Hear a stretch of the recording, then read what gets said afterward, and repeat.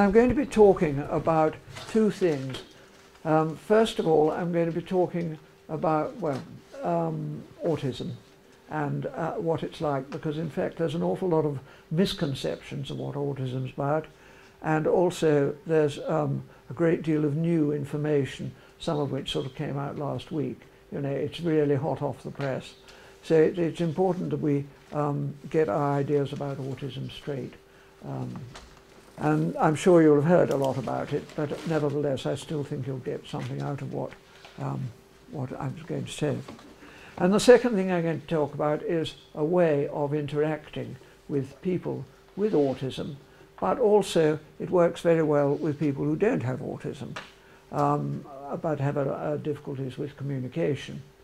And we feel we can't get in touch with them, and they feel they can't get in touch with us. How many people does that affect? Has anybody got a child with PMLD here?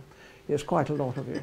So I will briefly touch on that, but sorry, profound multiple learning disabilities.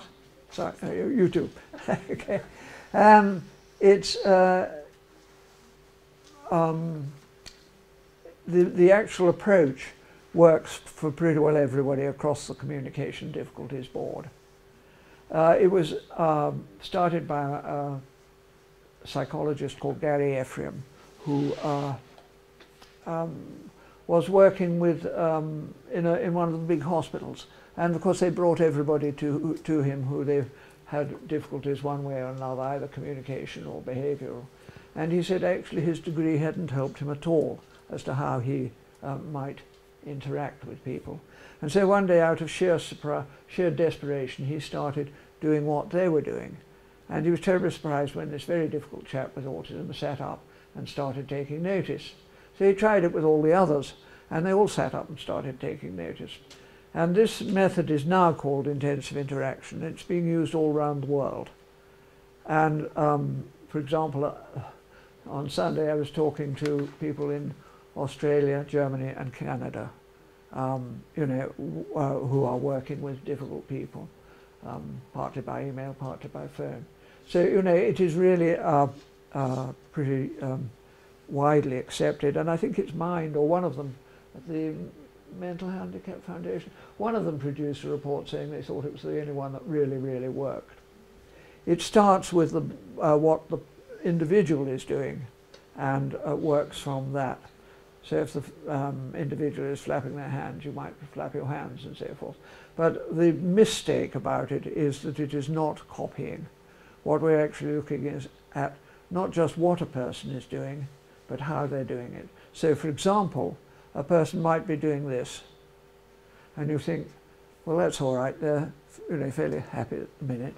Or they might be doing this, ah! And you know, stand back because I'm going to get thumped. So how we do things tells people how we're feeling. And what we're trying to do when we do intensive interaction is to align ourselves with how they feel. Is that clear? It's not copying, it's not imitation, it's not mimicking.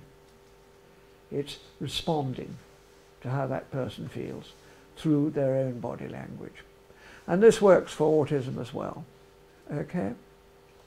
And for PMLD, and for all sorts. You know, you get deaf, blind people, children being taught this way, and it's a way of communicating which is totally non-threatening, and it speaks straight to how they feel. And that's the important bit, because immediately they're interested. And children with autism are having terrible difficulties with speech, as you'll know, and it sort of bypasses that difficulty. And immediately they want to interact. And those of you who have seen some of my clips on my website will have seen this in sort of action, and see how very easily it is to get in touch with people who very often, you know, up sort of in their 60s, people will say, well, it looks like the first conversation they've ever had.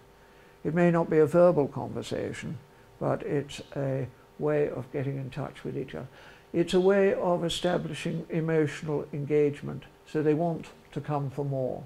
And what people will say is, actually, I've never seen this child want to be with people before, because it lowers the stress level. Okay, well, I'm going to start by talking about autism, and we'll come on to intensive interaction this afternoon.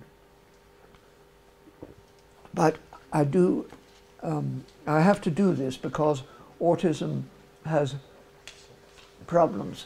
People with autism have problems with sensory difficulties, and it's no good trying to rush up to a person with autism if you are, for example, wearing the wrong clothes, and it sets off a visual disturbance. So we're going to look at that first, okay? Anybody got any questions before I go on? No? All right, I'll let you off this time. The sensory reality, the experience of sense, the sensory experience of reality is completely different for a person with autism. Now, all of us actually have our own version of the world. We see things slightly differently. So we call it from my point of view. But if you have autism, you're going to see things completely differently. And I'm going to give you one or two illustrations, one of which will affect some of you who are here.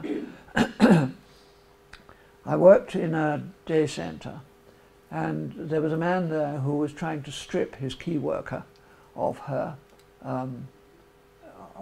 T-shirt, and they were going to send for the police or the psychiatrist. They thought it was a sexual problem. And I said, well, hang on a minute, what colour was the T-shirt? And they said, well, it was black with white stripes. And I said, well, you know, does he do it if she's wearing a plain coloured T-shirt? And they said no. And so I said, well, before you send for the police or the psychiatrist, why not ask her if she'd wear a plain coloured T-shirt? Because in fact pattern, and particularly black and white pattern or any sort of striking pattern, can set off this visual disturbance in people with autism. And therefore, if you see, and normally I would be wearing dark trousers as well. I wear dark plain colours when I'm working with people with severe autism, because these patterns set off in so many of them a visual disturbance which makes their experience go all over the place. It's very frightening and rather painful. It's called but we'll come on to that later. And I was working in Finland, where they had a lovely national dress with brilliant stripes. And they said, well, one day we now understand, because one day we thought we would all wear our national dress, and then we would, you know, look good, and everybody would know who we were. And they did, and you know, they did look good and beautiful and so forth. But actually, the behaviour just went down straight to the bottom. And they said we couldn't understand why this was, but now we do understand. These stripes they can't take. And the worst example, perhaps, is of a day centre which has recently been built, and they paid an artist to come and decorate it. And she came up with the decoration in the main hall of narrow orange and purple diagonal stripes. Well, I don't know about people with autism, but certainly with me it would be sort of pretty intimidating. And they said, oh, well, and tell them a story. That's why we get all these disturbed behaviours in there. And I said, yes, I think you need, you know, to whitewash it. And they'd paid this artist £27,000 to do this. And you know, you think, you know, somebody has made a big mistake. So really, you know, try using, if you're working with people with severe autism, avoid bright colours, and particularly black and white. So, and because they can't, you know, what they're seeing is different from what we see. And the same goes for sound.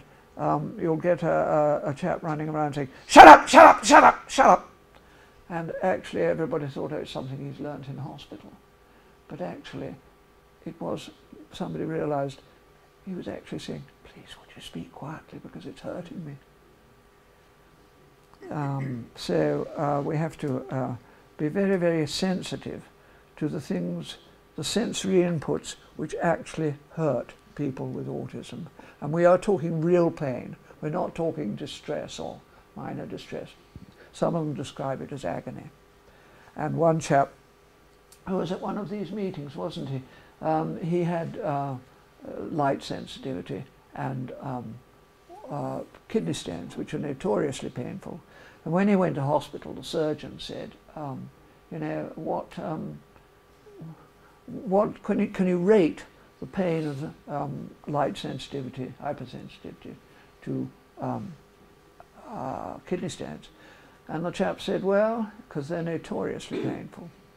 And the chap said, well, he said, I think that kidney stones about 4 or 5 out of 10. Hypersensitive to light is 8 or 9 out of 10. So that gives us some idea, those of us who know about kidney stones, it gives us some idea of the actual effect of hypersensitivity to light or pattern or colour, which set off this Erlen syndrome, but I'll talk about that in a minute. So that's a very brief introduction to, you know, their experience of reality is different from ours. Because, not because the organs, the eyes or the ears are in any way defective, but on the way to the brain, it's getting scrambled. And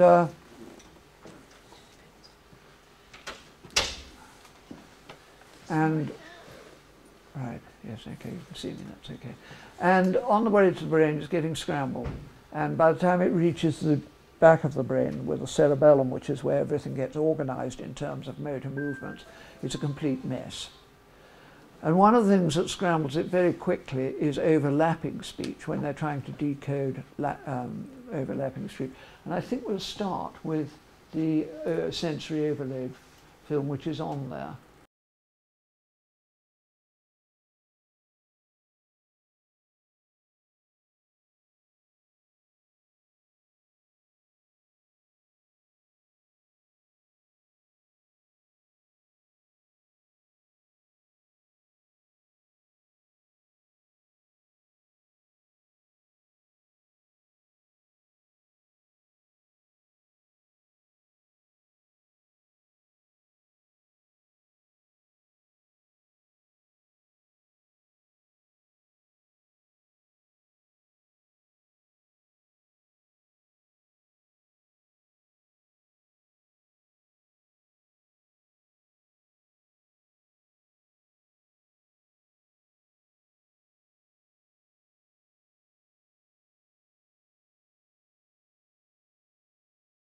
Get on with the ceremony!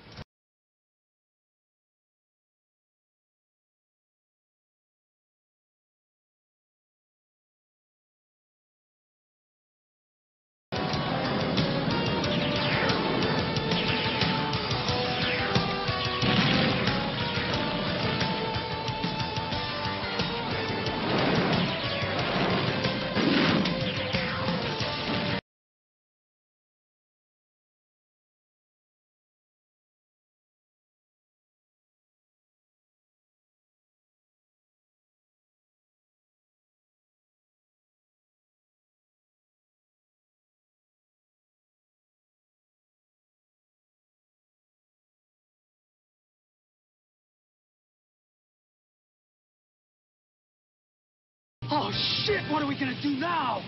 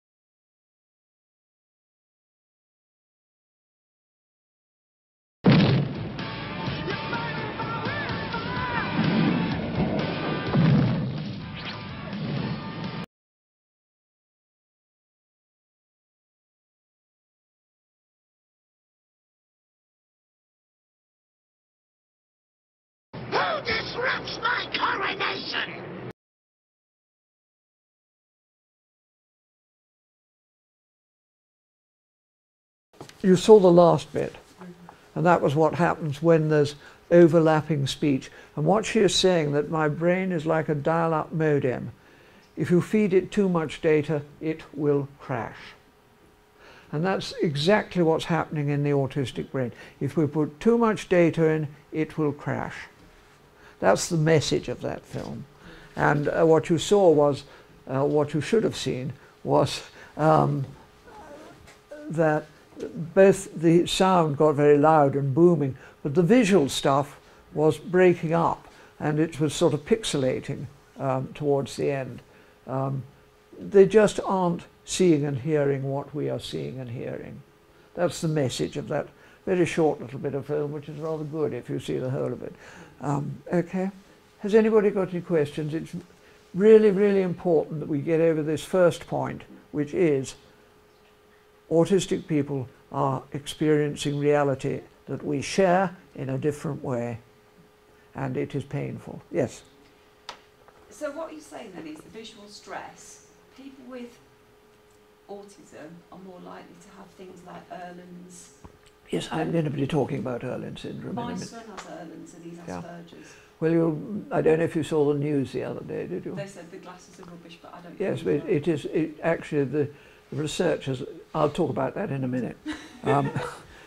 They've left out a major part of the thing. The point being, they're saying the eyes are okay, but actually nobody's ever said that the problem was in the eyes. It's in the message between the eyes and the cerebellum. Okay. Yes, I mean, you know, they're going to be very embarrassed when we've already tackled them about it. My son couldn't read. Yes. And then he got the glasses and he's now reading the book. Yes, I know. It's, you know, they've made a mistake, basically. Unfortunately, the press picked it up. Anyway, there we are. Okay, so what I want to say is that if you look at the first drawing on the here, on the handout. I'm sorry, you're going to have to share handouts. Oh, there's two extra here. Oh, there's one here. Thank you. And give them the rest of the stuff, would you? Give them all the rest of the stuff, would you? Okay, thank you very much. Okay, this one. And then this applies to non-autistic people as well. If we, just the first one.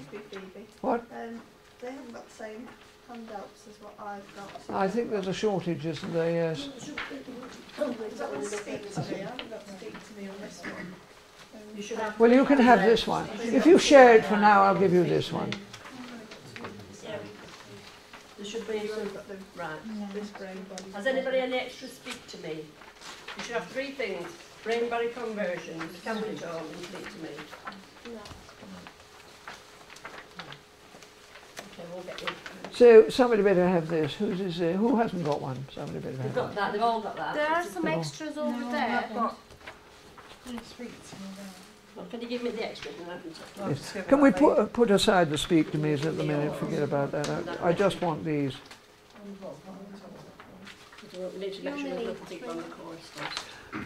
Has everybody got one of these? No. We only have one set between you. Right. Right. Just what I want you to do is to look at the first bit, the first picture. And this applies both to autism and to non-autistic people. If we can't communicate with each other, or if I am not able to communicate with you, I will talk to myself. And the conversation goes like this. Would you all try flapping your hand, please? Okay. How do you know you're doing it? Can feel it. You can feel it, can't you? Yes, okay, all right. So what happens is the brain sends a message to the hand or the body saying, do this. And what you get is feedback from the hand to the brain saying, done it. Okay? So it's a do it, done it conversation. The brain talks to it, then the body talk to themselves if they can't talk to the world outside. And a lot of us will be doing this sort of thing, or wriggling our feet and saying, well, these are all brain-body conversations which tell us what we're doing. They tell us about our body.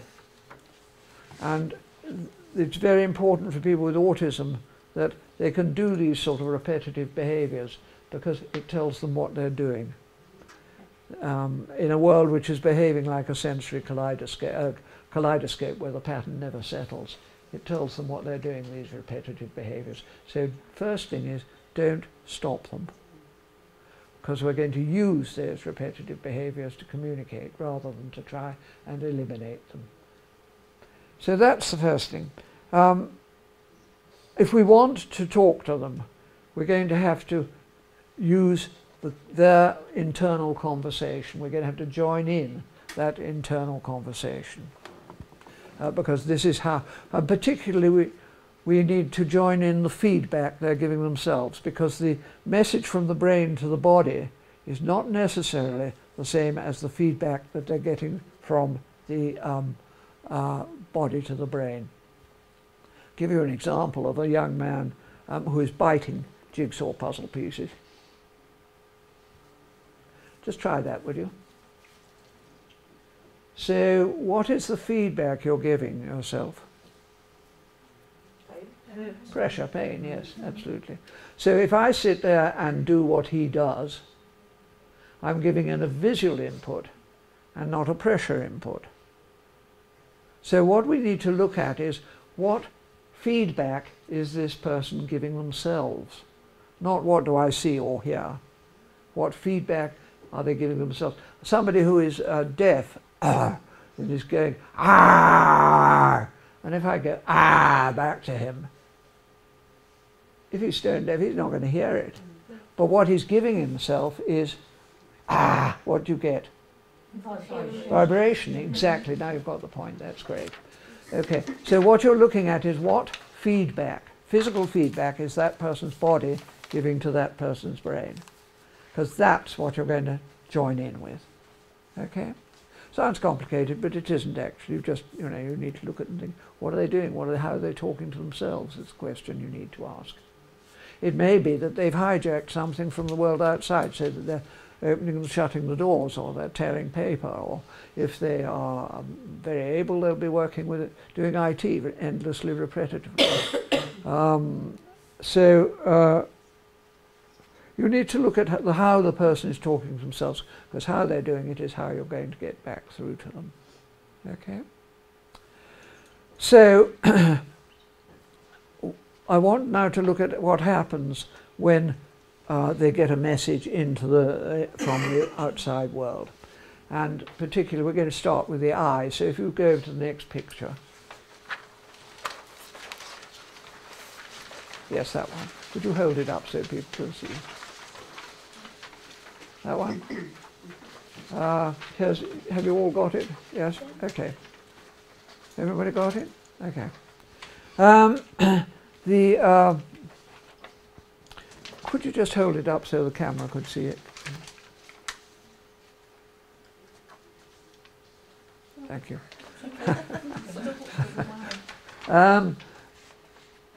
What happens is the messages come into the eye in form of waves, okay? And they pass through the eye, and on the way to the brain, the processing system is not working fast enough. And so the incoming messages, are not able to get through at the rate at which they're coming in. There's a sort of logjam. And the worse the logjam gets, the more the stuff's coming in, the worse the logjam gets. And you saw what happened on the film, well, bits of it anyway. Everything broke up and started swirling around and so forth. And what happens is that it moves from the sensory overload, the sort of logjam, into an autonomic storm, which is where everything breaks up and they go into one of these, what you might call rages or tantrums or meltdowns or fragmentations or whatever. They can't process the incoming information fast enough. Quite simple. And so what they try and do is that they try and stop themselves going into the autonomic storm, which is, I'll explain in a minute, the fragmentation or the meltdown, by doing various things. The first is what we've mentioned briefly already. They will go into repetitive behaviours. and they will do them more and more and more. The more overloaded they get, the more frantic they get, and therefore the more the things sort of escalate. And they will do them faster and faster and start shouting and grabbing people and that sort of thing. It's all an effort not to go into the autonomic storm, which is where the pain starts. You then get, if the repetitive behaviours aren't working, or some of them will go straight into what we call exit strategies. They're trying to get out of the situation. And so they will run away or they'll hide their eyes, because what they want to do is to separate themselves from the source of their sensory overload, the thing that they think is upsetting them. It may not be the thing that's upsetting them, but the thing they think is upsetting them. They want to, put distance between that because they don't want to go into the autonomic storm. Some of them will do that. They will avoid. They will try and avoid this source. Some of them will shut down. Have you come across anybody who actually shuts down, comes to a stop? Stop. They can't move on. They'll get stuck in the middle of turning over a page or trying to walk into a room. Have you come across that? It's not quite so common as the repetitive behaviours and the avoidance, but it does happen. The brain simply switches off, and so it doesn't have to take any more information in. And the third thing is that they will do of these exit strategies is they will start using aggression, either to get rid of you, to separate themselves from the source, or they will start hitting themselves, going back to a form of repetitive behaviour, or biting themselves or something like that. And if none of those work, they will go into what's known as the autonomic storm, which is associated with pain and confusion and heat. And some of you who have children with autism will have noticed that they get very hot when they get upset, and their colour will change and that sort of thing. Now, it's called the autonomic storm properly rather than all the other things we call it, because it is a disturbance of the autonomic nervous system, which is particularly what's called the sympathetic nervous system, which is part of the autonomic nervous system, which controls things like stomach churning, heart rate, breathing rhythm, sweating and that sort of thing. And the person gets very upset because these are extremely painful or can be extremely painful bodily sensations. And so all this is triggered by overloading them with sensory information. And ideally, a person with autism actually needs an environment which is auditory and visually tranquil. They're looking for auditory and visual tranquility, and they are always looking all the time for something that makes sense of their environment. They say, we're looking for coherence. We're desperate to try and get a stillness so that we can sort of process what's coming in, because it's coming in too fast and we can't cope with it. Anybody got any questions here now? Is this why then children in mainstream education that are on the spectrum don't cope at transition between classrooms in secondary schools, because there's all that visual and noise and people? Actually, to be quite truthful, schools are probably the worst place you can possibly send a child with severe autism. And we haven't got an answer to this. It's not just mainstream schools, it's any school. When they walk in, there are a lot of people moving around in different clothes. There's noises, there's overlapping sound. The best school I know has put in acoustic panelling, so that all the sound, at least, is being absorbed. You know, they just can't cope, basically. And we're not making it easier, because most schools nowadays have these boards on the, colourful boards on the walls with corrugated patterns down the side. Come across them? I reckon somebody's making a fortune. They're about as bad for autism as... My son ripped one of them off the wall in his last school. Sorry? My son ripped one of them off the wall in his last school. He just grabbed it. Yeah. Right, well that's, you know, in a range. they are absolutely it's the corrugations down the side on top of the violent thing. Yeah, it's you know, it's just a disaster because it hurts, and you know, we say the behaviour is bad, but it actually, when they get upset, it's because they are sensorily overloaded. It isn't because they're being difficult. Actually say certain noises will make him aggressive. Yes, well, we're coming to noises in a minute. So what we're going to look at is what is it? What are the things that are sensorily overloading people? And can we do anything about it? Okay? And the answer is yes. We can do quite a bit about it.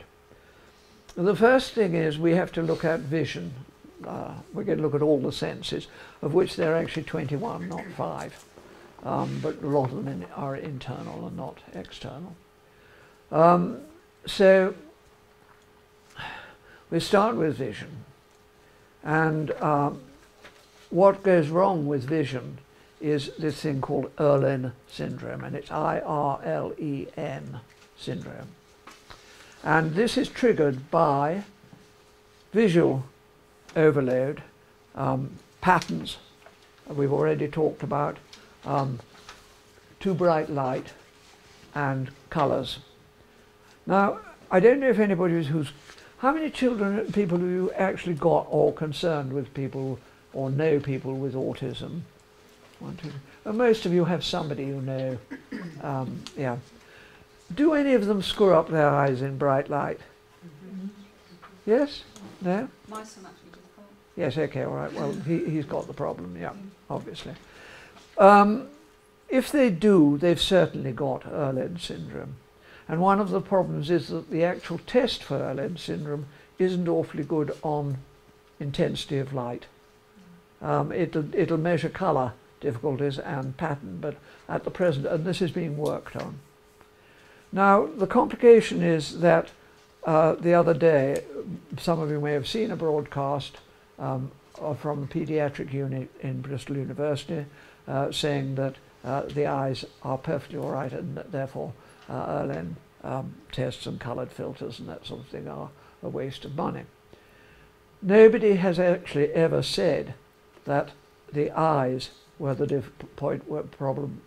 It's between the eyes and the cerebellum at the back of the head, which is the problem. And that's where it's getting scrambled. And I can probably tell you why. But just first, let me introduce a young man I worked with who's same sort of problem as your son. And this boy could neither read nor write, and he was in the slow lane in his special school. And I saw that when he looked out of the window, he screwed up his eyes, and I sent him for what is known as a colorimetric test, colorometric, and he came back with blue lenses. And he emailed me about 3 months later, and he said, Phoebe, remember this boy couldn't read or write. You've no idea what a difference these lenses have made to my life. I've been taken out of the slow stream and I've been put in the fast lane. Subsequently, he's had to be moved school because the child is absolutely brilliant. Teachers couldn't cope with him, and it has not cured his autism, but it has taken one big factor out of the system. Can I ask if that syndrome is only sort of related to people with autism? No, it isn't. And it's in the general population, and most of the work has been done by people on people with dyslexia. So it started with that. But what happened was that people with autism, the more able ones, were going along and saying, hang on, it's not just the letters that are jumping around, it's everything that's jumping around, as you saw, as you didn't see on the film. It's just a mess for us. Hundreds of things. There are bits all over the place. So when they come in a room, they don't necessarily see a person, they'll see bits of a person floating around. And everything's sort of, doing this all the time. They say I've spent my whole life looking for the pattern of what's happening. They My son's do. registered blind. Yeah. But, it's got PMLD, but again, something like this is never even Well, it's looked at or thought. it's. I mean, the blind would be something different, but it could certainly, if he had the Erlen syndrome on top of it, he'd be in big trouble. Yeah, I mean, he's visually impaired. Wouldn't say he's completely Yes, blind. yeah. Well, it's something we can do something about if they will wear the lenses. Now the problem is that some of them don't like the pressure on the head, particularly with autism. But you can also try putting coloured lights in a room and see if that affects their behaviour. And I usually start with green or blue or a sort of plum colour. Anybody wearing a plum colour? Not My really. son's lenses are that colour. A sort of blackberry colour, you know. My son's lenses are that colour. His are that colour, yes, that's right. Well, there you are. But the point is that it's different for each child, and you really have got to have a colorimetric test. But remembering that it's not terribly good on intensity of light. My son has got Fragile X syndrome and he's very sensory. He's, you know, he doesn't have the autism, but I believe Most children with Fragile X actually have autism of some sort they or do, but another. he doesn't have the Diagnosis. diagnosis, Yeah. but I know he is very sensory and he gets sensory overloaded. Yeah. Well, I would want him reassessed because there are certain services, you know, which might be available. Most people with Fragile X do have autistic tendencies, in my experience. Have you come across with anybody with, you know, those kind of, you know, Arlen syndrome with Fragile X? Sorry? Have you come across with? No, I haven't. I've only worked with people with Fragile X who are very severely dysfunctional. No, that's not true. There's one. I haven't come across one who's actually been tested, who's more able. But one thing you can do is just try different coloured lights in their bedroom and see if it alters behaviour, if it calms them down. But I have to say that the Fragile X itself is difficult. It does cause enormous difficulties for them in processing. Yeah. He struggles a lot. Yes, they would struggle a lot. He does. He would. Yes, I did think. Could I just ask who does that colour test? Yes, the easiest way. Well, in Stafford, have you got a person who's good at it? Yeah, I actually found an optometrist in Hopwas, believe it or not, that does it. In what? Hopwas near Lichfield. Is it Gray in Eccleshall? He was one of the first guys to do One of the easiest ways actually is to ring up the Dyslexia Society and ask them who is. Or if you look on Babel, the behavioural optometrist website, you can find it. But you must get one who is qualified to do it, because they are, you know, the normal optician isn't qualified to do this. Some of them won't even know about it. Do you have to have a referral done through anybody? I didn't. I just rang up and said I wanted them. No. And they just booked him in. So have you got the? Yes, I've got. You've got that. Okay, all right. Okay. I've got some numbers. I'll bring them tomorrow. Okay. Yeah. And as you were saying, your son can't do without his lenses. The research which some of you will have seen is very embarrassing, really, because what they haven't understood is that actually nobody's claiming that the eyes are the bits that are wrong. And in fact, in a way, it's quite interesting because it substantiates. They tested a lot of children with autism. There's nothing wrong with the eyes at all. And so they are saying Erlen syndrome is a myth. But in fact, what they don't understand is that it's between the eyes and the brain. We've actually got a PhD student working on, on them to try and correct this, but the damage is done because it's gone out into publicity. However, what is interesting, I can show you something you probably don't know about now. When a message comes and it relates to, you're going to have to watch this one, when it relates to where messages are getting scrambled, okay? You need to watch carefully. if this is the eye or the ear, a sense organ, the messages come along, they come through that, they come along the nerve in a form of spikes, and eventually they get to something called the climbing fibers. You don't need to remember this, the names. And they're passed from climbing fibers to something called Purkinje cells, and then they go along in the form of electrical spikes to the bit of the brain called the cerebellum here. So basically that is the sense organ, that is the brain, okay? And this is the nerves between, right? What they have found is that normally it's one hearing to one hearing, what is a one-to-one, so you get hearing to hearing or vision to vision, okay? What they have found is that in some children with autism, up to 40% of the Purkinje cells are missing, okay?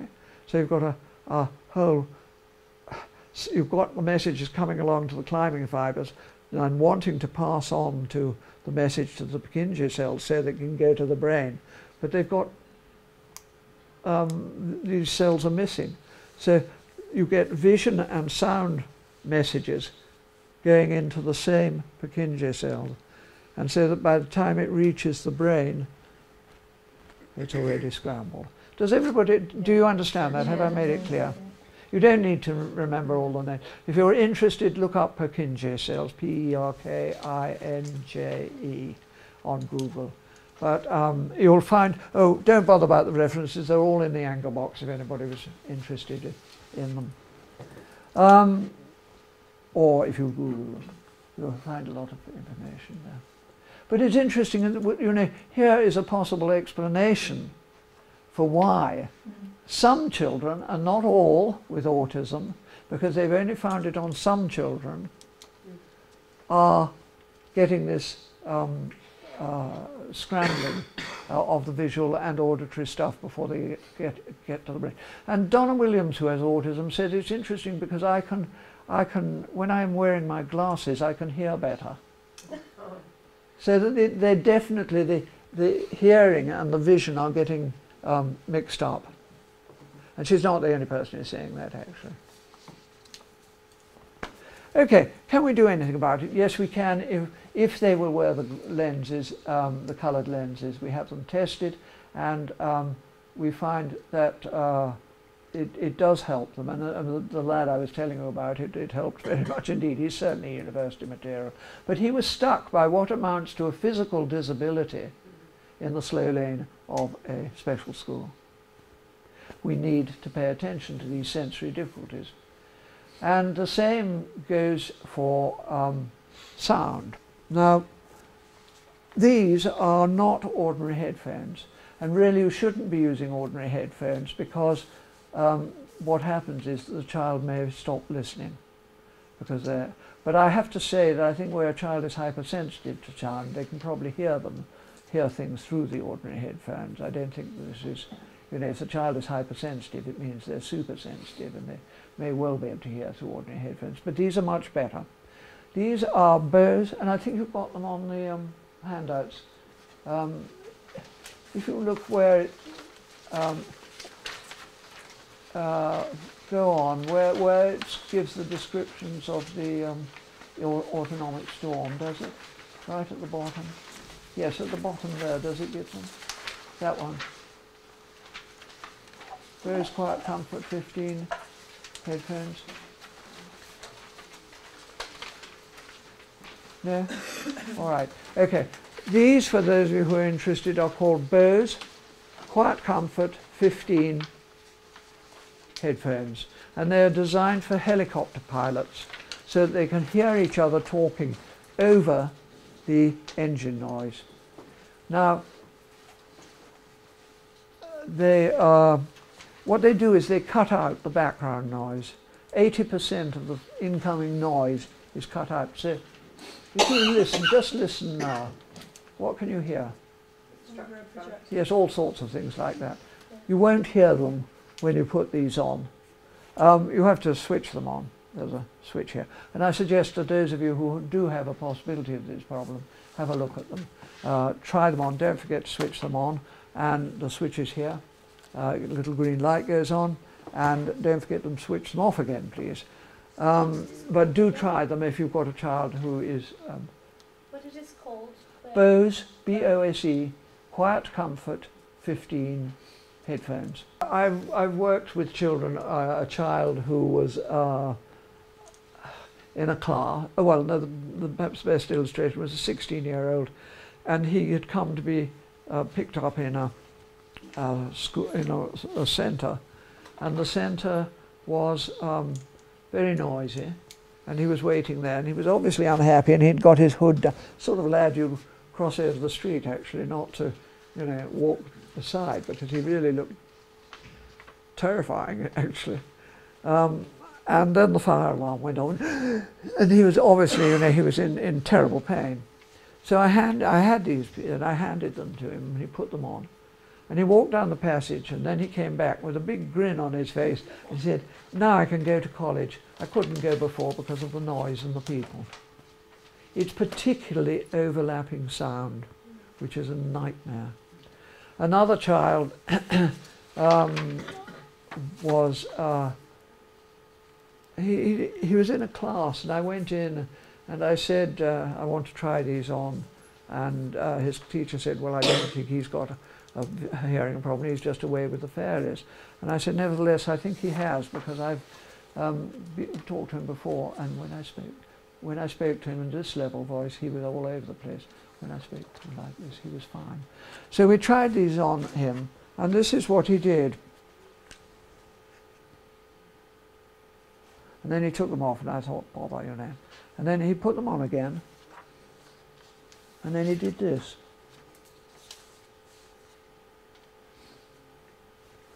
And they said, "Oh, look, he's playing with them." I said, "He's not playing with them. He's very, very carefully testing them." And he wears them now all the time. And I had another one from a mother the other day who said, "My son wouldn't wear them for about 2 years, and then suddenly he picked them up, realized what they were doing, and he wears them even in bed nowadays. He's completely, he can manage." And the last child hasn't had the headphones because I hadn't got them when I was there, but he was climbing on the table and jumping on his head to try and stop the pain that he was in. And they were going to put him in a helmet to stop him killing himself, quite literally. And I saw him at school, and what happened was he came in, and the first half an hour to an hour he would be all over the place, screaming, so forth. And they put him in a very good, quiet room, which was dark blue, and just nothing else except a mattress where he could be really comfortable. It didn't have a door, so he wasn't shut off. He was just a place he could be completely sensorily downloaded, basically. And after that, he managed quite well. It was a special school, but he managed quite well during the day. And then I saw him at home. I went home, and his mum's given me permission to talk about this because it's really quite sensitive, but it's very interesting what happened. She had a very high, penetrating voice, and she greeted him, "Hello, Delmy, how are you today?" And the first thing he did was he would push her into the kitchen, which was as far as she could go. And he'd say, "No talking." And then he'd go into his own room, and he'd have a complete meltdown, 4 people trying to hold him to stop him doing this table act. And I said to her, "Look," because I've come across it before, "I think if you speak to him very quietly like this, I think you may find the problem is over." So she was very good, and she did exactly what I said. And 3 weeks later I had an email from her which said, "It's lovely, he comes to me now, he doesn't push me away, he comes and asks me to read him stories and so forth, and I just talk to him very quietly." Now what was happening was that he had this at home. When he went to school, he really let rip, because you get perseveration, and the sound will go on in the brain after it's actually come into the ear. It will go on and on and on and on and on. We underestimate perseveration in people with autism. It has a lot of things, which means that things will go on. A young man who, again, I didn't have headphones at this time, but he was roaring. He would go to his room after breakfast and he would roar and he would bang his head against the wall and bellow for up to 10 hours. The breakfast was very noisy. The noise went on in his brain for up to 10 hours afterwards. And it was upsetting him and hurting him, and it was driving him absolutely mad. It really, really hurt him. How do you find out if that's happening to the person that you're with? Well, I know about perseveration. If you get something which goes on long after the stimulus has been withdrawn, that's because the stimulus is going on in the brain. It could just continue. It's a feature of perseveration. The brain doesn't, of autism, the brain doesn't switch off. And you get these circuits which just continue. And you know because of their behaviour. But I'll tell you a bit more about this lad when we're talking about intensive interaction. Do you think they might be useful? Sorry? The headphones. My grandson has got 4 younger siblings who are much younger than him. And obviously it's quite a hectic household and he just constantly has meltdowns. Yeah. Well, it's certainly worth trying on. Yeah. It's if you can get them on sale, sale or return, you get them from Amazon probably, and return them if they're no good. He lashes out at his younger siblings if the little ones are playing. Well, it hurts them. I mean, we are talking real pain. Yeah. It's not just irritating, like ordinary brothers. One of them might, I can't stand you, bang. This is the whole. It's like a sort of electrical discharge right through the body. It really, really hurts. Sorry, Phoebe, can I just say something that's in my brain? The Carers Respite Fund that we can all access once a year, whereas you can use it for either respite for yourselves to pay somebody, or you can use it as a gadget fund. So it could be something that you could use. Sorry, I didn't hear that. There's I don't know, there's a Carers Respite Fund. I don't know whether it's nationally, but definitely locally within Staffordshire through the Carers Association. And it's a fund that you can access once a year, providing there is still a pot of money. I'm not sure how it's going. But you can use it to either provide some respite for yourself, go away, pay somebody to look after your child, or go to and have your nails done, or do whatever you want that suits you as your, respite. Or you can use it as a gadget, so you can buy something that will help you, your child, so that it's actually classed as so this would be the well. gadget. So you could use that fund to buy the. Well, it's certainly worth trying, and I do think that any institution, like a school, for example, should have a pair, because we ought to be screening children, because in fact it's very, very common among autistic kids. It's one of the things. Can I just say, there is a cheaper option to try initially, because I've done it with my son. I've got a friend who's a musician, and he has ones that go in his ears that he uses when he's on stage, because obviously, it's like if you've been to a club, your ears ring afterwards, and he has them to stop his ears ringing. And he actually gave me a pair of spare ones of his to try with Joe. And Joe wears those in the house. If they'll put them in their Most ears. children with autism won't put them in their ears. Joe's That's not. the problem. Joe's sort of high functioning end, and he will wear them. And obviously, because they're in his ears, no one can see them. Most children won't wear the in-ear ones, unfortunately, because they're cheaper. But they're called alpine particles. What happens with these is that they send out signals which cancel the incoming signals, but they don't have time to do it for close-up ones. So you can hear local conversation, but you don't have to hear all this background noise. Which equally, the point is they can't prioritise. They can't just, that noise, bing, is just as significant as me talking.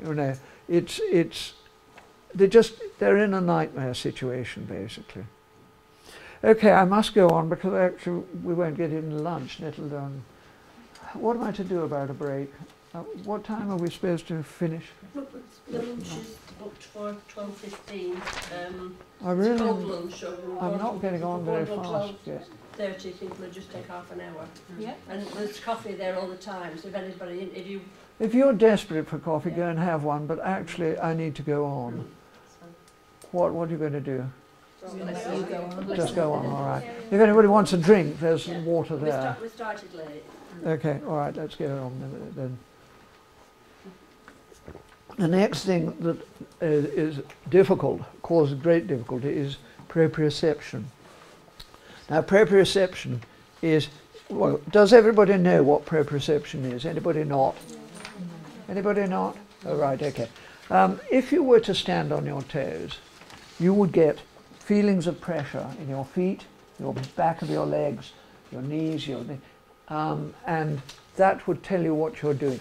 Now, proprioception is the messages which come from your body, from your joints and your muscles to your brain, and basically they're telling you what you're doing. Is that clear? Yeah. Unfortunately, instead of being hypersensitive to this, like vision and sound, an awful lot of them are hypo, that is undersensitive to the messages they're getting from their body. So the result of that is they don't know what they're doing, because it is these proprioceptive messages which tell you what you're doing.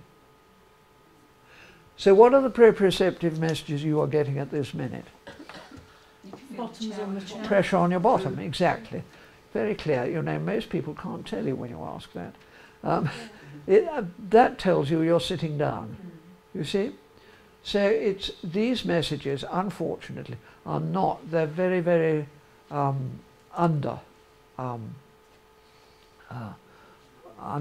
in the body. They don't they're not telling the brain what they're doing, and this is another reason why they go around all the time trying to give themselves big messages. So they will rock, or they will run, or they will hit, or they will hit themselves on the wall, or they will go on the trampoline. They love trampolines. They're all these sort of things. They are trying to give themselves a big jerk to tell themselves what they're doing, and it's very, very common in autism, and it contributes to the confusion that they're in, because they're just not getting messages telling them what they're doing. We had a lad at school who used to have to kick all the sides of the walls. Yes, exactly. Yes, they'll go down and they'll test the whole thing, Yeah, that's what it's very common. So what you have to do is to give them big proprioceptive messages. And what we do is the problem with this is that actually that proprioceptive input needs to be done several times a day. So you put them on the trampoline for 10 minutes, 3 or 4 times a day. Otherwise, it's nice for them to go on the trampoline, and you know it's good fun, but it doesn't actually make a difference. The research shows that if you're going to make a difference, you've got to do it several times a day, because in a way it's rather like a smart card. What happens, you put them on the trampoline, they get this jolt, jolt, jolt, which really does get to the brain, and they know what they're doing. But when they get off the trampoline, the message perseverates, so the jolt goes on, but eventually it fades. So it's all like a smart card. It needs topping up. Do you see? Several times a day. I worked with a lad in Hackney, and he was hypersensitive to sound in one ear, so he'd got problems with hearing. You know, it was hurting him. He was also spending his whole time rocking or swinging on the curtains, or trying to get on the trampoline or whatever. And I said, does he like swings? And of course they love swings, because again they get that jolt, jolt, jolt. And they said, oh yes, he loves the swings. So I said, well, let's tell me what happens when he gets to school. Well, we have to take him on the bus. He obviously doesn't want to come off. And then he goes to his class and he sits in the corner with a cushion and he rocks and he cries all day. Won't join in the circle or anything. And I said, well, we know he's hypersensitive to sound. When you take him off the bus, don't take him into the hall because they're a nightmare auditorily. Take him into a side quiet door and put him on the trampoline for 10 minutes and then see what happens. And what happened was that he then went and sat down with all the others, because he had got the jolt in his brain, still continuing telling him what he was doing. But they had to do it several times a day. 10 minutes was quite enough. Okay. Right. Where are we now? Oh, the next thing, there are all sorts of things with taste and smell, you know, but they're not so specific and we haven't really got anything we can do. Oh, there are things we can do for people with this proprioceptive lack. And there are various forms of pressure garments. There's, I think probably the BioHug vest is very good, but I'm slightly going off on the grounds of cost, which is around 500. And it's also rather weighty and a bit noisy. But there's something called a squeeze vest, which is SQUEASE. And if you Google that, they will let you have it on a fortnight's trial, which seems to be extremely good news, for £16, which really isn't going to break the bank. And that is when you pump up. It can help enormously with these lack of pressure, people who are low on these pressure signals. The BioHug vest, I had one lad there who said that it stopped him feeling as if his body was going to explode from inside. And he was able to walk straight. Because a lot of them can't really walk straight because they haven't, you know, they're just, and your chap who's kicking the walls, he's trying to find out where everything is. Yeah. You know, we look at their behaviour when actually we should be looking at their sensory difficulty. And it's interesting that the new American DSM is, which has all the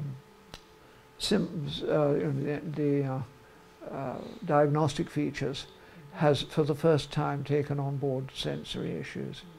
We've been trying to get people to do this for years, but because you can't do anything else with them if the sensory issues are not addressed first. So, excuse me, Phoebe, yeah, can I just sure. ask you a question? Who would do the diagnosis on this condition? Because if you're saying, you know, they could say, oh, it's a naughty child, like, you know, doing certain things, but who would actually make that diagnosis? It has to be a psychiatrist, but I have to say that even not all psychiatrists are brilliant at it. Yeah. And they'll try and, in some places they'll try and fob you off because it means once they're registered they're various services and they haven't got the services, you know. It's a dodgy business. I don't know what it's like in Staffordshire, perhaps it's better than that, but it's difficult in some places to get a diagnosis. Anyway, in practical terms. Yeah. Or they'll say they've got autistic features, which actually means they've got autism. You know. But on the other hand, autism is an enormously variable spectrum, and it's a truism to say that, you know, there's many different kinds as there are people who've got it, because what's happening is the brain is not wired up properly, and it's different in each child. So that it's difficult to diagnose. Anyway, there we are. The next thing that we don't always notice is what we call emotional overload. Emotional overload is when the sympathetic nervous system just blows its fuses, because instead of, you know, this nice woman smiling at me and I feel faintly warm, they feel as if they're overloaded by a tsunami. I feel as if I'm being drowned in a tsunami of pain. And I feel as if I'm being attacked, and therefore I will respond as if I'm being attacked. Now, how many of you come across this? Basically, if you say something nice to them or smile at them, they will. Could you just hold your hand up if this had been a problem? Right, yes, well, rather more than usual, much more than usual actually. Normally it's 1 or 2 people, but it's a feature of Staffordshire, obviously. Emotional overload is very difficult because it's counterintuitive, particularly if you're a teacher, because you encourage a child by praising them. And these sort of children just cannot stand it because it just blows the fuses, and they get these waves of pain, and it's as if they are being hurt. So what one has to do is to avoid emotional warmth, and it really does help if you do, because they get the message you're not going to do something that hurts them.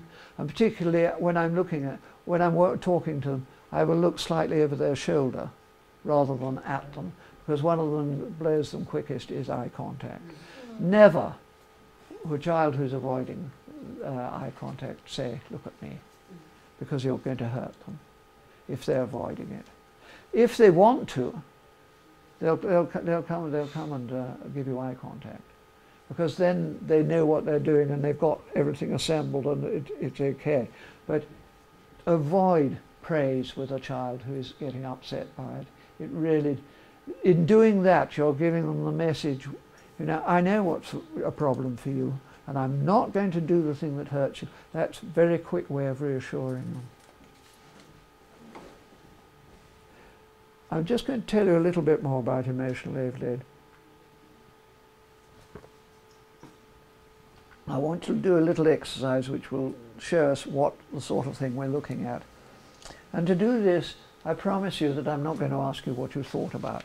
But I would like you all, please, to close your eyes now and take yourself back to the most embarrassing thing that's ever happened to you and stay there. Because it will hurt. The more it hurts, the better. Because actually what I want to get at is how does it feel? What feelings does it arouse in your body? So stick with it if it hurts, and stick with the pain particularly.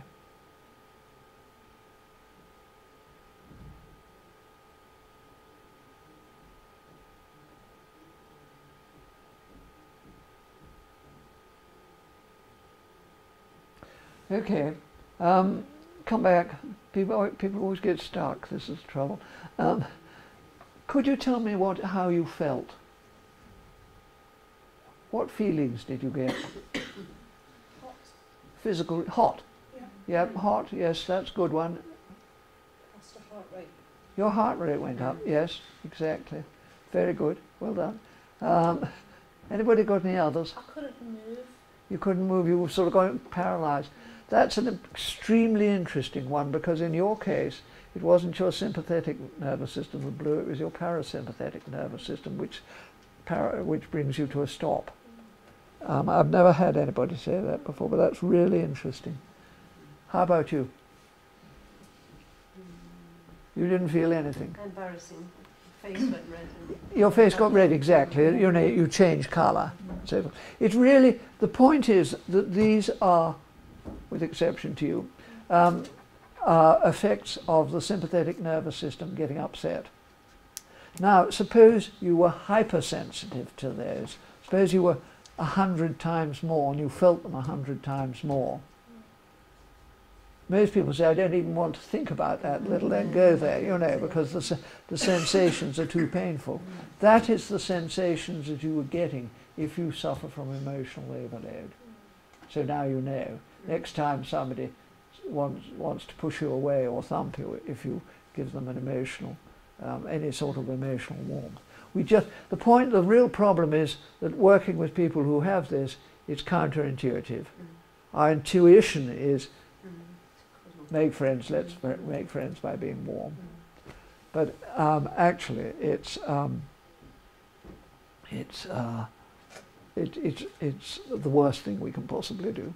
I've got two sons, they're both very different. One is like that, one doesn't like the emotional contact or the praise or anything. Yeah. Like that. The other one loves it, he really likes it. They're both on the The spectrum. one who loves it, does he come for cuddles? He doesn't come for cuddles, but he'll accept cuddles. Yeah. Whereas my other son won't at all. Because you get a lot of children who will desperately cuddle their parents, and people say, oh, they can't be autistic because... Sit by you, you know, he likes the closeness Yeah. of you. They'll say they can't be autistic because they seek touch. But actually, they are low on proprioception, and the reason that they are going for touch is that they need pressure. It's all very complicated. But actually, once you know, you've got the list on there, haven't they, of the various things which are upsetting them. So the stress, the stress. Phoebe, Yeah. Steve McGuinness is coming in the morning, and we've got to know each other well now, and he wants to be friends, but we've come to an agreement, and I'm a hugger, so we've come to an agreement. Need to give him a really, really hard. Yes, it does. The pressure has to be hard. Touch, Light touch is a nightmare. Don't think you can get away with a friendly touch, because but he likes me to squash him. Yeah. I know that's yes, squashing stupid, exactly. but he likes me to sort of like when we're sort of laid in his bed to sort of lay on top of him. Yeah, and that's squeeze right. him. So He won't be pulled, but I he think a let me do pressure that. vest. I think the squeeze vest would really help him, because he can adjust it himself. He has like undergarments, you know, the pressure undergarments, Yeah. the tight Yeah. like I undergarments. think you can do it. I think these are even better. And there's someone who's making them in weighted garments in Cumberland. I can't remember her name, but I could put you in contact with her, because she makes them so they don't look like disabled things. They We have really, to sort of Joe into bed like a mummy. yeah, He has to be like, yeah. can't move. Something else, another story. This is interesting, this one.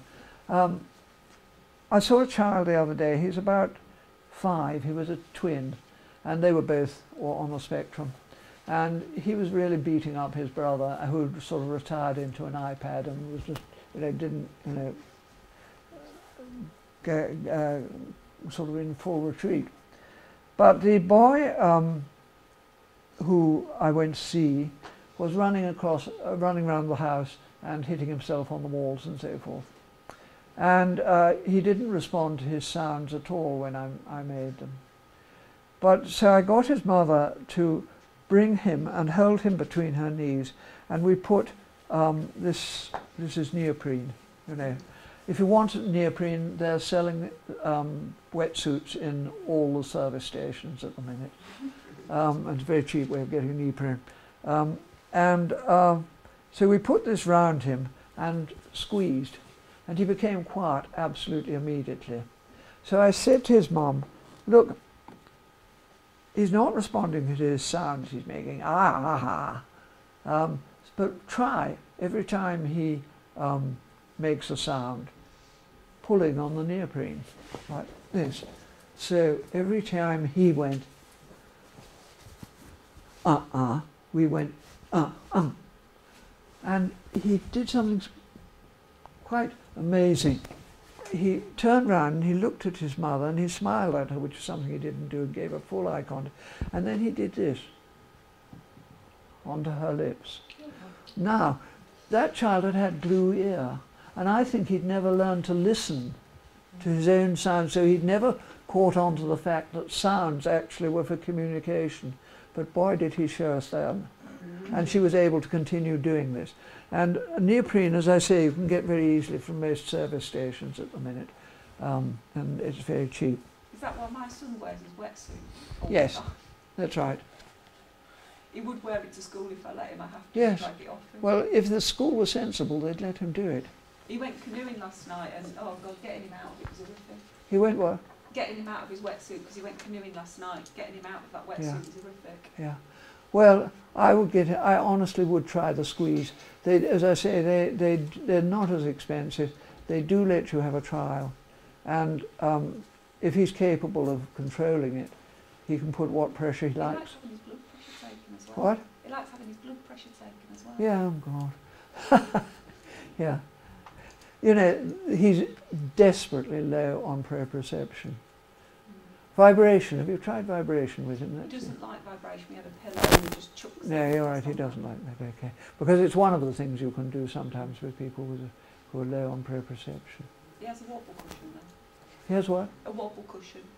Yeah. Under his bum. Well, anything which gives them big pressure. But I really do think the squeeze vest is probably the best thing that one can offer. Okay, so now we're coming to speech. And as you will, most of you know, one uses as little speech as possible, because the bit that is really screwed up in pretty well everybody with autism is you've got two areas, the Werner's and the Broca's area, and one of them is completely screwed up in all of them, and the other one is, some of them it's both, so it's reception and ability to organize the muscle movements to respond, muscle movements here. Now, there's something I would like to ask you, and I take it for granted, you use simple speech, use quiet voice. You may have to reduce the sound right down by using headphones. But there's something else completely. Have any of you noticed two or more different voices? Those of you who've got children with autism who can speak. Could you hold up your hands if you've seen this? The sort of thing I'm talking about is, hello Phoebe, how are you today? Nice day today. I want to hit Phoebe, I want to hit Phoebe. So there's a good voice and a bad voice. Could you hold up your hands if that rings a bell? Yes. It's, the rest of you haven't got children with autism. You have got a child with autism. No, I haven't. I've got a nephew who's got autism. Nephew with No, autism. I've got a child with autism. Yeah, and you haven't noticed this. Be on the lookout for it, because accents. What? Yeah, like a minor bird who copies people. Yeah, but he doesn't do a nasty and a naughty voice. Sorry? He doesn't do a good and a bad voice, but he might speak to me like he's an American or Scottish. Yeah, just accents. Oh, he's interested in accents. Yes, he'll imitate accents. Yes, some of them are very good at this indeed. Yeah. Okay. Now, this isn't what I really mean. It's that if they're getting upset, they use a quite different voice, and they'll. He just goes more monotone, I think. His goes monotone. Just more monotone. Yeah. Well, that's a different one. It doesn't have to be aggressive. Now, the point is that what we've got is socially acceptable speech, which we've taught them. Hello Phoebe, how are you today? Nice day today. And how they feel. So there's the difference between social acceptability and how they feel. And when they're upset, this can be both speech, and it can also be, if they're non-verbal, they'll do it with good sounds and bad sounds, that sort of thing. Or the problem is, what we're saying to them is, you mustn't say you want to hit Phoebe. Or more to the point, some of them are saying fuck off. And you say you mustn't say that. You've come across that? Yeah. Anybody else come across that? Well, that's what I'm talking about, negative voices, negative speech. And what we say to them, don't say that. It's not. You can't. It's not permissible. You can't say that. But in doing that, we're saying, I don't care how you feel. So if we stop them telling us how they feel, we're actually preventing them letting us know what they're feeling like. And actually, in doing that, what they do is they split off the good bit from the bad bit. Now, this is very bad news indeed, because then they don't have to take responsibility for the bad bit. It's just something out there. They split it off. If, for example, you are a teacher and a child who says to you, fuck off, if you say to the child, you sound really fucked off, they will stop immediately and say, oh yes, I am, because you've acknowledged how they feel. And this goes for all the negative voices. you must acknowledge these negative feelings, because otherwise they will split, and you even get a situation where some children are being diagnosed as schizophrenic because they can't cope with the bad bits and how they feel, and we keep on telling them how you feel doesn't matter. And what they do is they lose their sense of self, because they get their sense of self from how they feel. Not only how they feel physically, but also how they feel emotionally. And that is what, you know, maintains our sense of self. It's partly the messages we're getting from the body telling us what we're doing, but it's partly from the world outside, which is responding to us in a way that makes us feel okay, and that, you know, if things are going wrong, somebody will be there to support us and that sort of thing. The psychological effect of this is that a lot of people with autism who are able are writing about this appalling loss of sense of self. And it really is, my biggest message for you today is, please acknowledge how they feel. And what you have to do in order to do that is to use the actual word. It's not that they've used. I'm afraid if they've said fucked off, you've got to use that word. It doesn't work if you say you must be feeling miserable today. And I'll explain to you why in a minute. Has anyone got any questions about this? It's absolutely critical that we acknowledge how they feel. And so if somebody says, I want to kill you, what you say is, you sound as if you want to kill me. And they'll say, oh yes, I do. And that'll be the end. And what you get is a third voice, completely centered, and the stress, just, you can see it sort of, it's almost visible, you can see it flowing out of them. And if a child, some of them get very desperate and they'll say, I want to kill myself. And what one has to say is, yes, you do sound as if you want to kill yourself. We have to acknowledge how they feel. The stress disappears, and it's just, it's like sort of magic. It's extraordinary how effective this is. But if you're a teacher, you've got to talk to your line manager first. Yeah, no, it's a really important role, isn't it, actually? It really, you realise how important a position you're in, you know, and you've got to really acknowledge this. And teachers aren't aware, I don't think, of all the, you know, the importance of all these things. They need to know this, really. Well, we're trying to teach people as quickly as possible, put it that way. You know, it's really, really vital, because there's account after account after account of people who are able, who are saying, I don't know who I am. I don't know, because we have quite deliberately removed their feelings from them. But if you acknowledge them, the behavioural stuff just, very often they'll stop swearing completely. It is a, the other day I was lecturing, I think it was Bristol, Birmingham University, and a teacher put up her hands and said, yes, my kid said fuck off to me, and I said you must feel really fucked off, and he stopped at once, you know. It just works. Now we're going to look at, for a minute, at the reason it works. And it starts on intensive interaction, basically. Intensive interaction, as you know, was using the body language I told you of a child to respond to them. And it has as its basis something which we've all been through, and that is that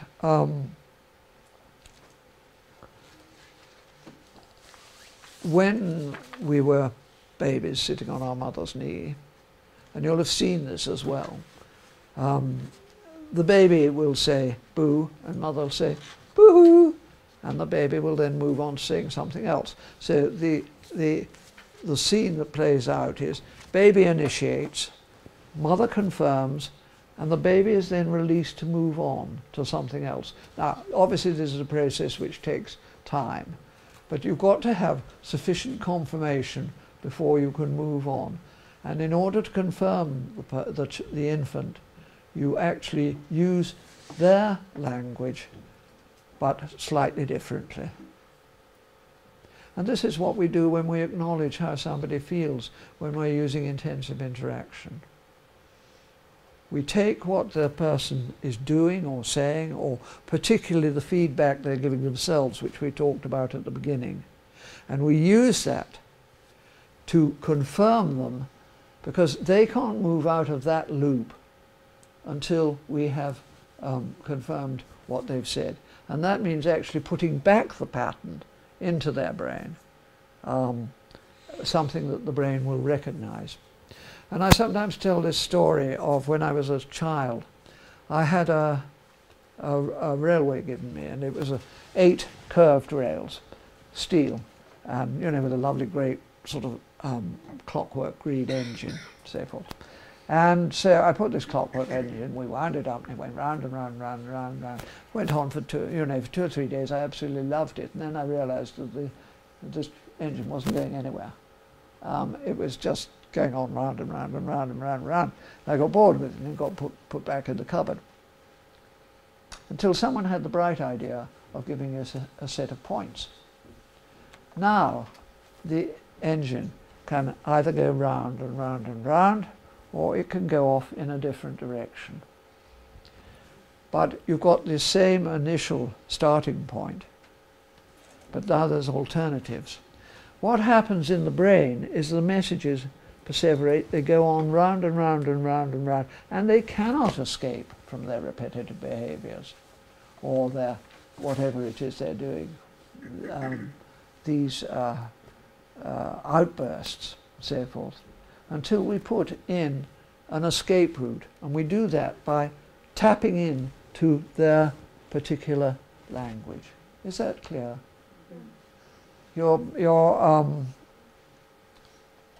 It's absolutely essential that we use the same word, obviously respectfully and in the passive.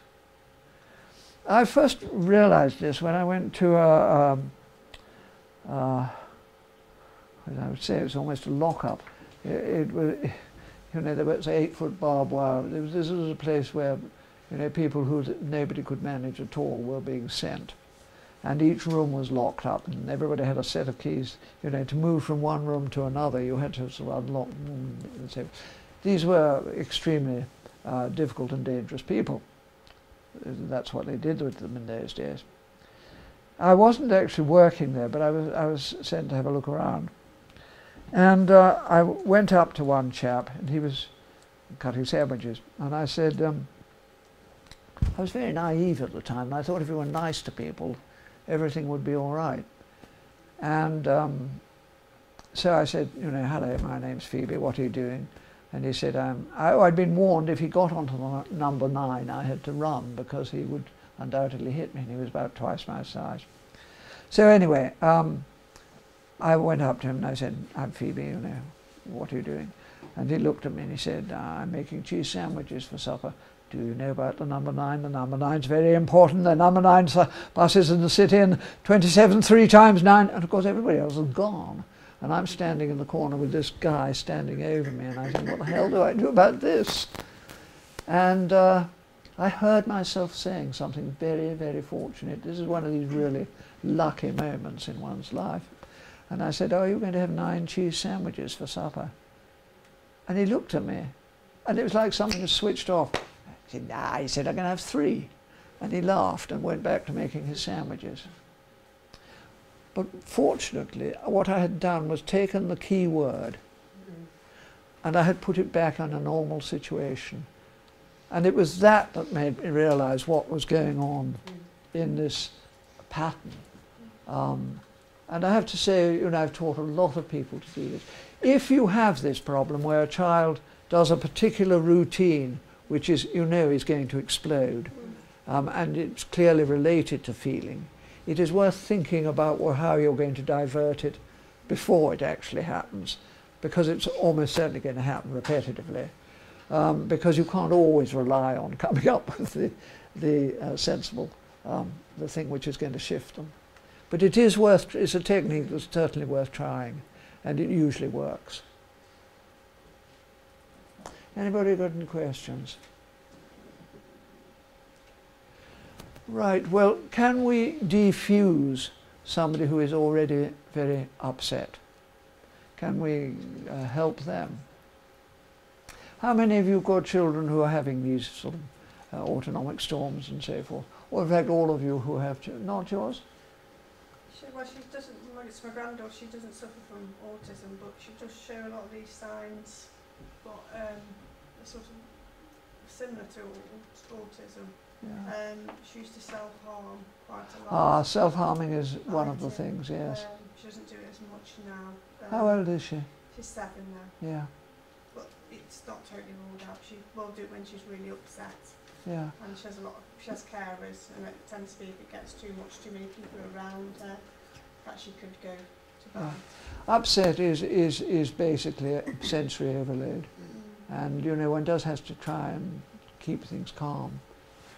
Anyway, a little boy comes into school and he lies down in the foyer and he bellows and he screams and he kicks, and his teachers are standing around him saying, you know, come along, it's time to go to class. And they're very nice teachers. So forth.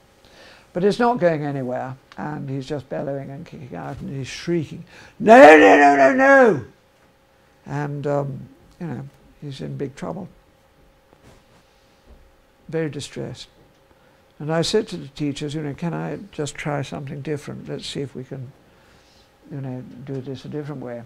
You know, you stand back. And so I crossed my fingers because I hoped it would work. And every time he bellowed, ah! I went, ah, ah. So I'm empathizing with how he feels. Okay? I'm feeding him back empathy, basically. But I'm feeding it back through his language. And after a few more bellets, he suddenly sat up and he took his shoe off and he banged it on the floor and looked at me defiantly. Now that was very good news, because in fact he hadn't actually acknowledged my presence up till then. So there's a trick here. Don't become the custodian and say, shall we put your shoe on, dear? Don't get into that role, because if you do, you're going to miss it. Because what he is saying when he slams his shoe on the floor is, that's where my anger, that's how I feel. So I picked up his feeling and I looked at his shoe and I said, ah! Which is basically, that's awful. And he looked terribly surprised and he put his shoe on again. But he got the back of it twisted over, so it was uncomfortable. So I said, then I used speech. I hadn't used any speech up till then. I said, but I made a gesture also, shall I make it comfy for you? And he stuck out his foot, not to kick me, and I put it on. And he made 1 or 2 more bellets, and then he got up and said sorry and took his teacher's hand and went off. Now normally when he was upset it takes an hour to get him down. It took me 5 minutes. Now we need to unpick what's happening here actually. Could you possibly give me some water? Thanks ever so much. Thank you very much indeed. What's happening is that I talked to his parents afterwards. They're a very nice woman, the headmistress. She said, we're so desperate for him to join in the community. Thank you. Thank you very much. And that we have put a great emphasis on good manners. Thank you. Rescue.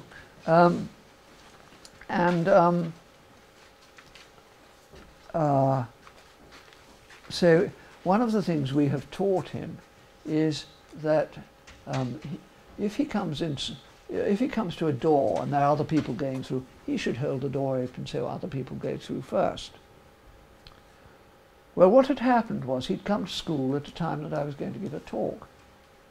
And actually the school was emptying. So what had happened when he got to the school, whereas normally he came when it was fairly empty, the whole, about 100 children were streaming out of the door. So he got swept aside, couldn't hold the door open. He's now got 2 messages in his brain. One of them's going around saying, I must hold the door open, I must hold the door open, I must hold the door open. And the other one's going and saying, I can't, I can't, I can't. And that will send a child into an autonomic storm quicker than anything else if you've got opposing messages, conflicting messages. So he just couldn't help himself. His brain completely blew its fuses, and he was in awful pain. And he was saying, no, don't do it. So then I came along and I put in the point. I put in this escape route, like on the train, you know, the escape route for him to shift his attention from that internal distress. It's more than distress, pain, anguish, so forth. And it shifted his attention outside his inner storm. We call it the sympathetic, the autonomic storm, because it is a problem of the autonomic nervous system, which literally that nervous system blows its fuses, and everything explodes inside them. And anyway, so he got up. Very quickly he recovered, and he got up and he took his teacher's hand and said sorry and walked off. Now, what was interesting was that the word sorry, when he said it, sounded empty. It was just like an empty sorry. And both the teacher and I noticed this. It was something he'd learned. It was a sound he'd learned. He hadn't got a clue what it meant in effective terms, but he knew he had to make it when he'd had a meltdown. And quite a lot of the learned language they have that we have taught them, and this socially acceptable language, is completely empty. It doesn't have meaning. Not for them. It has meaning for us because we think that we think they're doing the right thing, but it really doesn't have an effective tag. It's reaction, isn't it, rather than the meaning? It's a reaction rather than, yes, absolutely, absolutely. It's reaction rather than meaning. It's what they've been taught, how they've been taught to react. Yeah, my youngest son, when one particular cow comes in, he knows if he blows her a kiss, you know, it's going to make a day. So he's been taught to do it. He doesn't really know why he's doing it, but he knows he gets a reaction. Oh, wonderful, you know. Yes. The high fives is another one. Anyone got a pen? We've got a pen. Pen. I seem to have lost my. Thank you. I'm going to write that down because it's a good way of expressing it. Well,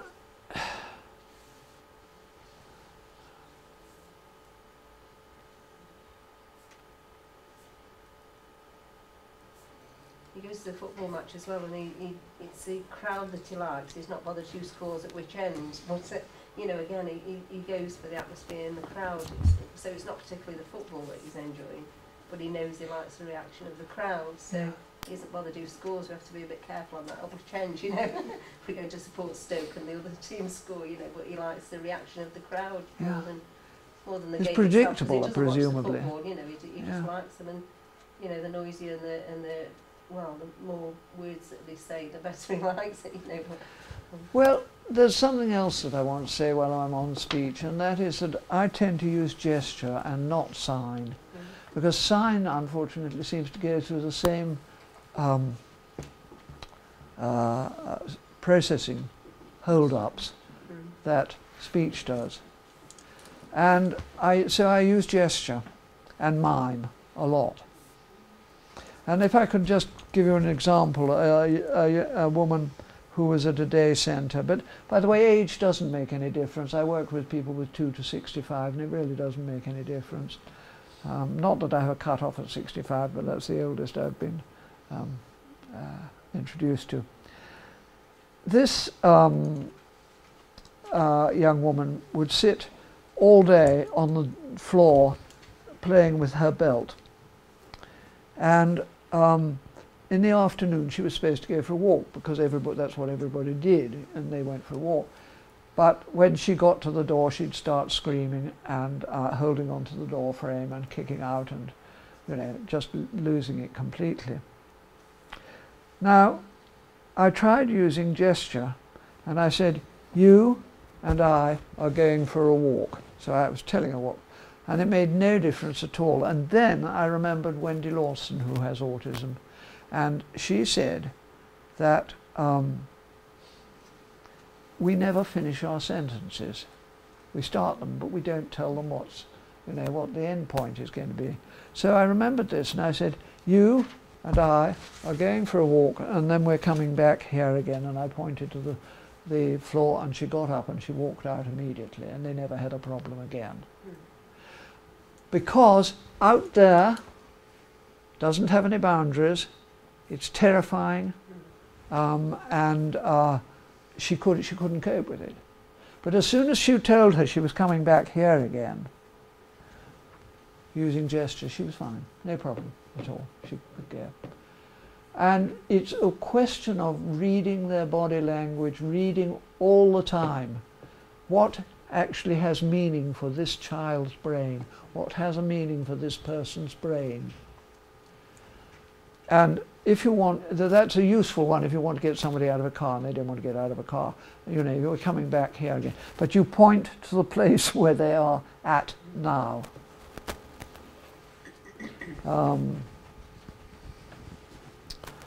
So, I think I've almost come to the end. I'll show you of the talking bit, and after this afternoon we're going to look at films. But this is a young child who I was asked to see because she had broken her nose and her fingers hitting herself. And here she is. She lives under a quilt, and they can't really manage her at school, so they sorry, I don't. Yeah, they can't manage her at school. She gets sent back if she gets sent to school. And she, I noticed, was scratching her quilt. The quilt that she... So I sat there nearby. She didn't respond to her sounds, so I sat near and I scratched the quilt. And that's, I'm just beginning, she's just beginning to let me get my fingers in to work with her hand. She's looking at me rather suspiciously. As I say, she's broken her nose and her fingers. This is 10 minutes later, after I've been scratching. She scratches and then I respond. And that's her 10 minutes later.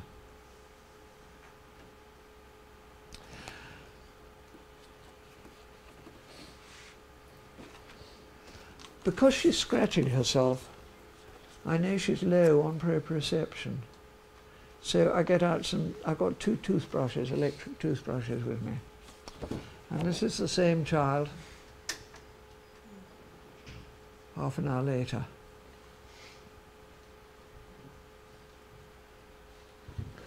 And this is her, again. Yes, it is wow, isn't it? It really is. Now, all that I have done is I have looked at the feedback she's giving herself, and I have used that to interact with her. So she's short on proprioception, right? Giving herself... The scratching, by the way, is a very, very common way of talking to yourself. If you do that, you know what you're doing. And they'll do it in one form or another. I think Patsy's better at that. Yes, he taps, all right. This is repetitive behaviour. Yeah. So, okay, that's fine. So my colleague and I, who I was working from Dundee University at the time, went out for lunch. And this child was non-verbal virtually. She'd had 1 or 2 words, but they'd gone. And the grandmother rang up during the lunchtime, and asked, she was talking to her mother, and April ran over, seized the phone and said she wanted cream cheese for lunch. Non-verbal child. So when we got back, this was retailed, and you know, we were all suitably impressed. That evening her mother was putting her to bed, and she said, oh, what a lot of noisy children in the street, as she tucked her in. And April said, what a noise. Now that's not echolalia, that was a comment on what her mother said. And the next day she said to her mother, I love you, which is as good as you get, really. Now, I've had a number of children, I think 5, who, when we've used intensive interaction, have found speech. And one of the first things they will say is, I love you. Because what they're saying, it isn't that we don't love people, that we're trying to keep them away. What we can't handle is the feedback we're getting from our bodies to emotional contact. And I've had it happen with 3 children, 2 adults. It's almost the first thing within a week they've said, I love you. They say we do feel lonely, we do love people, but we can't handle this feedback we're getting from our bodies.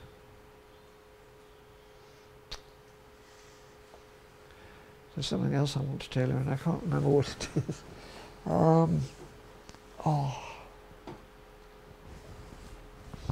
Just a minute while I look up and see. I've been doing this for sort of 45 years, working with people with autism, but also this particular thing I learnt in the sort of 1950s.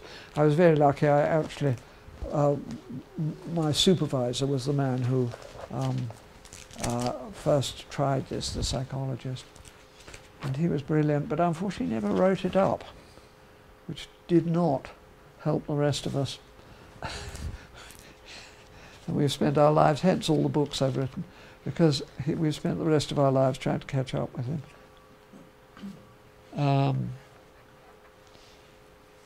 Different voices we've looked at, this learned language. They do learn these phrases, and a chap I was working with was shouting, stupid faces, silly noises, and hitting his head and banging himself. And he was attacking people. And I just went in, and if I'm working with somebody who's dangerous, I'll stand outside their personal space before until I've actually made contact with them. I'll make contact with them first. And this chap was, I stood outside, and I made gesture, and I said, may I come in? And he's much to my surprise, he said yes, because he was busy having a complete meltdown. So then I stood inside the door, but I'm not going to move, because movement again is going to add to the things he's got to process. And then I said, may I sit down? Now, if you're with somebody who's dangerous, if you sit down, it's more difficult to get out, but on the other hand, you're much less threatening. And so I said, may I sit down? And he said yes. And then he went back to stupid faces, silly noises. And I said, well, I wouldn't worry about that. I can make silly faces, I can noises. And he looked at me, and he looked at his key worker, and he went over to his key worker, and he put his arms around me and said, I like you. And then he came over to me and he said, I like you too. These are all, by the way, all the people you will see on video I have never met before. This is not about building up a long-term relationship. This is a technique which anybody here can go home and do. We can all do it if we are prepared to put aside our own agenda and work from their sounds, their raspberry blowing or whatever embarrassing things it may happen to be, and work from that. And we will find that they start to respond almost immediately. The other thing is this business of echolalia, which you may find if you have a child with autism. There are 2 kinds really. One is when they just echo what you've said, or they may keep on saying something from the past. And it's usually something slightly traumatic. And I remember a child who would say, it's all right, old children, it's all right, old children, it's all right, old children. God knows what was happening, but it obviously wasn't, acceptable. And if I responded to that by the same thing, it made no difference at all. But if I did the rhythm, she stopped immediately. She would go on for 2 hours doing this. She stopped immediately and put her arms around me. She recognized the rhythm, but not the speech. The speech is different. And you will see this on one of the videos that we'll see this afternoon. And I think it's time for lunch now. Thank you for sitting through, because actually there is an awful lot to get through. It'll take a couple of minutes to get the wrappers off, so I don't need anybody. Okay. Could I just ask one question? Yes, please. Saying about repeating them if they told you to fuck off, does that Yeah. fucked off? Would, like, if someone's belching and farting and thinks that's funny, how would you respond to that, obviously? If they're belching, I Decide might, to start I farting don't or think I'd do farting, the, I'm probably not doing the farting, although I might, I'd make a joke out of it. Yeah, rather than saying that's rude, don't do No, it. no, don't. That's not what no, you want to do. no. That's That's the right. message I'm getting. Yeah. But what would you do? I think you make a joke out of it. Yeah. You know, make a joke out of it. But at the same time, be empathetic. Ugh. Yeah. I use mime quite a lot, actually. It's again, it's something they can pick up. It's the speech bits which are really, really messed up inside people with all on the spectrum. How would you deal with if, say, your grandson's 10? So I think my hearing aid things have run out. And if he is having a meltdown and lashing out at his younger siblings, yes. The instinct is to basically go in and remove him to protect them. Well, you've got, the first thing is you've got to separate them. Yeah. Because of the, it's all very well to say, for me to say, you do this, and if you do it with a single person, it's jolly difficult if you've got a bunch of them, because they are reacting off each other and you can't get the younger ones to, so I'm not saying that, the first thing is you've got to separate them. Have you got a quiet room, in fact? No. Could you have a shed in the garden? Not at the moment, we're working on it though. I think it's worth it, I really do. There are different things. This is not about time out. This is about chill out. Because you really desperately need somewhere where they can go and allow the sensory, a dark place, somewhere he can be quiet. Because actually what his brothers are doing, or his sisters or whatever, is really hurting him. So a lot of them will learn to take themselves off when it's becoming too much. So if you can focus on directing him, it's probably not going to work the first time, but if you can focus on, say, we've got somewhere quiet here, and point, it really is worth it. You don't need windows to the shed. You're not locking the child up in any sense. You don't want the door shut. There's a door, you can leave it open. Something soft on the floor, but no pictures, nothing dark more. I really, if he's having trouble from the rest of the family, then I think it's awfully important to do this, if you can afford it, But it will calm. If you can get him to the stage where he can take himself, that's brilliant. Otherwise, you may have to direct him, or you might have to, or other alternatives to lock up the rest of them. It's really difficult. I'm not underestimating the difficulty, but I do think I'd find actually the dress you're wearing would be a problem, because it's not just one thing, it's cumulative. The processing is like a jar, and it's a bit of vision, it's a bit of sound, and it's a bit of this, and it's a bit of emotional overload, and then suddenly they can't take it and the whole lot's going. It's a limited capacity for processing. Thank you. Thank you for sitting through. I'm really grateful to you, because at least we've got through most of the talking bit. Okay. Thank you, we found it very enlightening. Let's go and have some lunch. Have any of you got or know anybody who does this? There? Not here. There. Oh, sorry, no. And they may rub their noses or bang their heads like this. Banging their heads. Because there's something which has come up quite recently, and that is that in fact this is something called, or at least it can be, caused by something called trigeminal neuralgia, which is it's a nerve which is setting off pain in the jaw. And in the old days when I worked in hospitals, there were lots of people who'd had all their teeth taken out because they thought it was to do with the teeth. But in fact, it's the nerve that goes down behind the back of the teeth, and it's extremely painful.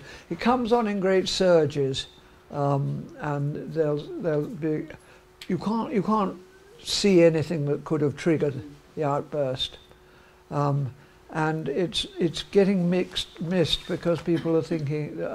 Psychiatrists are thinking that it's just something that people with autism do, and they will chew things.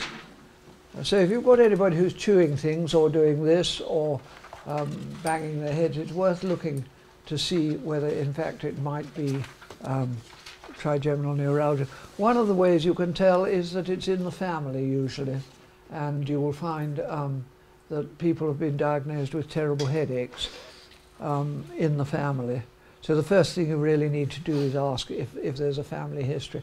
It may have been diagnosed, they may have been diagnosed as epilepsy, migraine, or cluster headaches.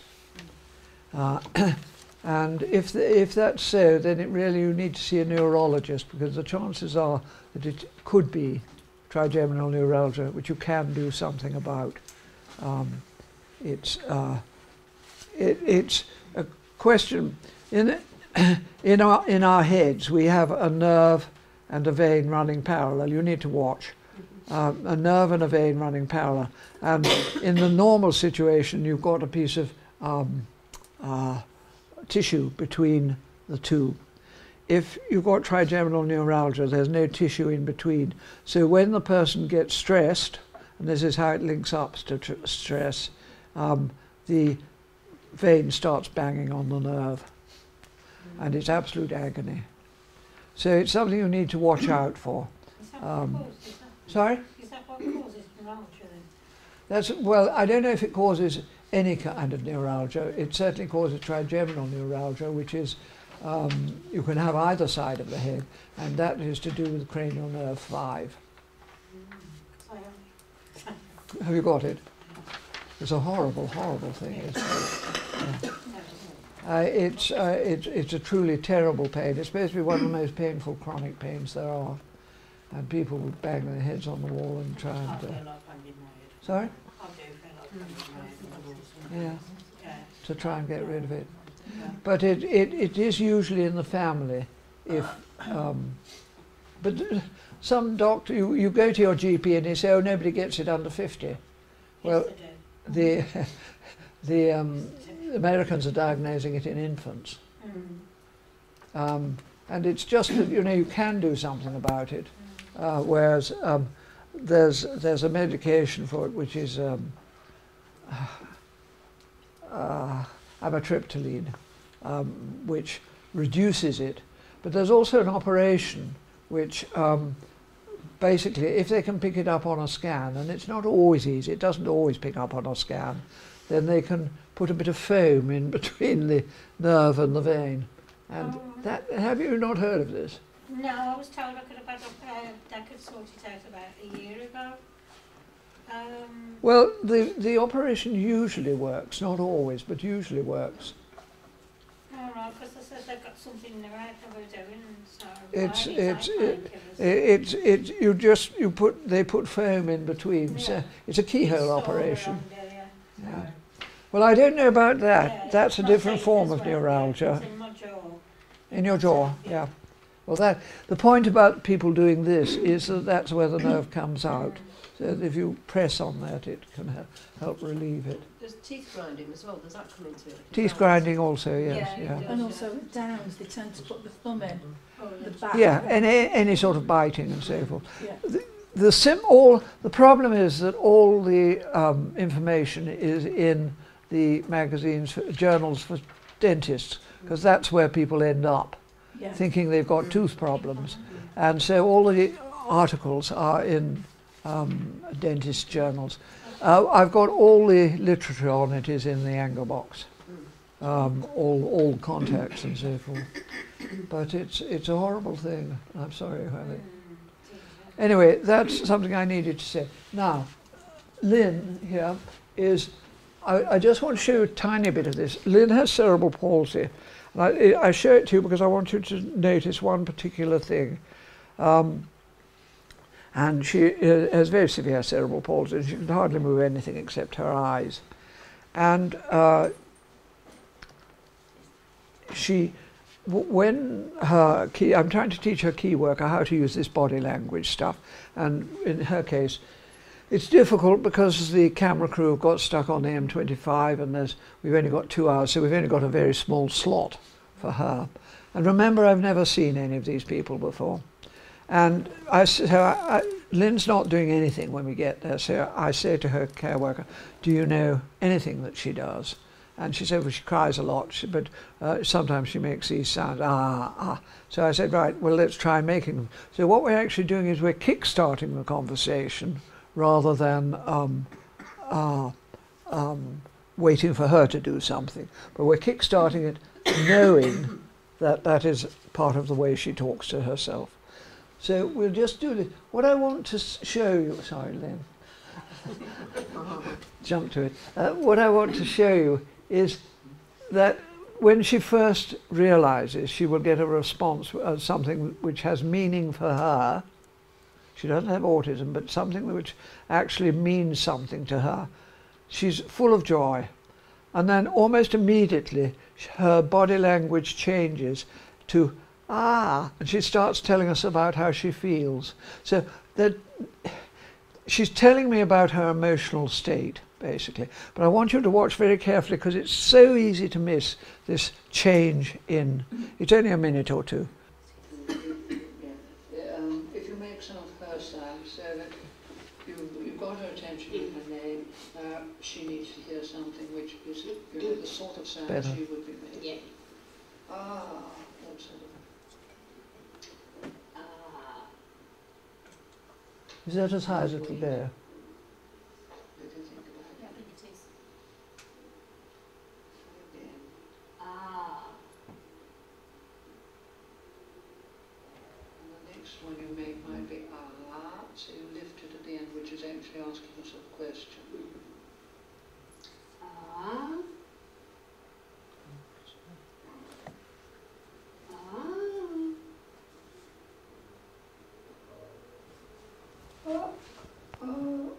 So you break it slightly differently.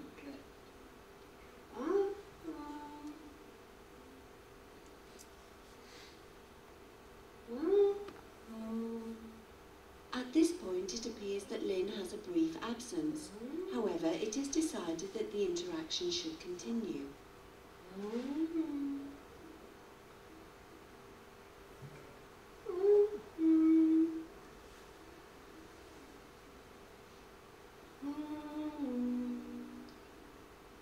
I want to get the timing so that it's not leave a little bit of gap, and then you're trying to get the difference which actually shifts their attention. Right. So you don't do it so that it's regular. Right. So it's like a sort of song, but you actually sort of and then leave it for a minute. So change it. Yes, change it. Yes, change it a little bit. That's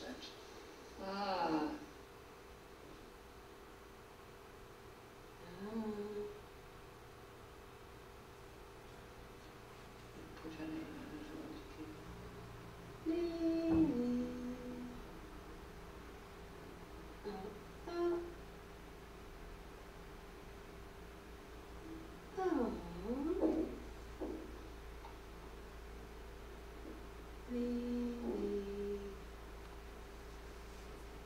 Mixing up her sounds with her name is good. And you have got her attention. Very, very, which for her may be almost as much as you can get. Just keeping her attention is quite a lot. Let's say a lot of the time she refuses to give eye That's contact. right. If you're doing a physical activity, Yeah. if you do like art or something like that, when you're trying to get her eye contact, she doesn't look. Yet talking to her, she's very, very good. Yeah.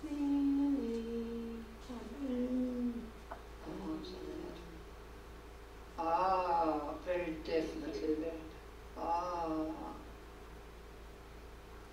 She needs to know that when she makes a sound, someone will answer. Yeah.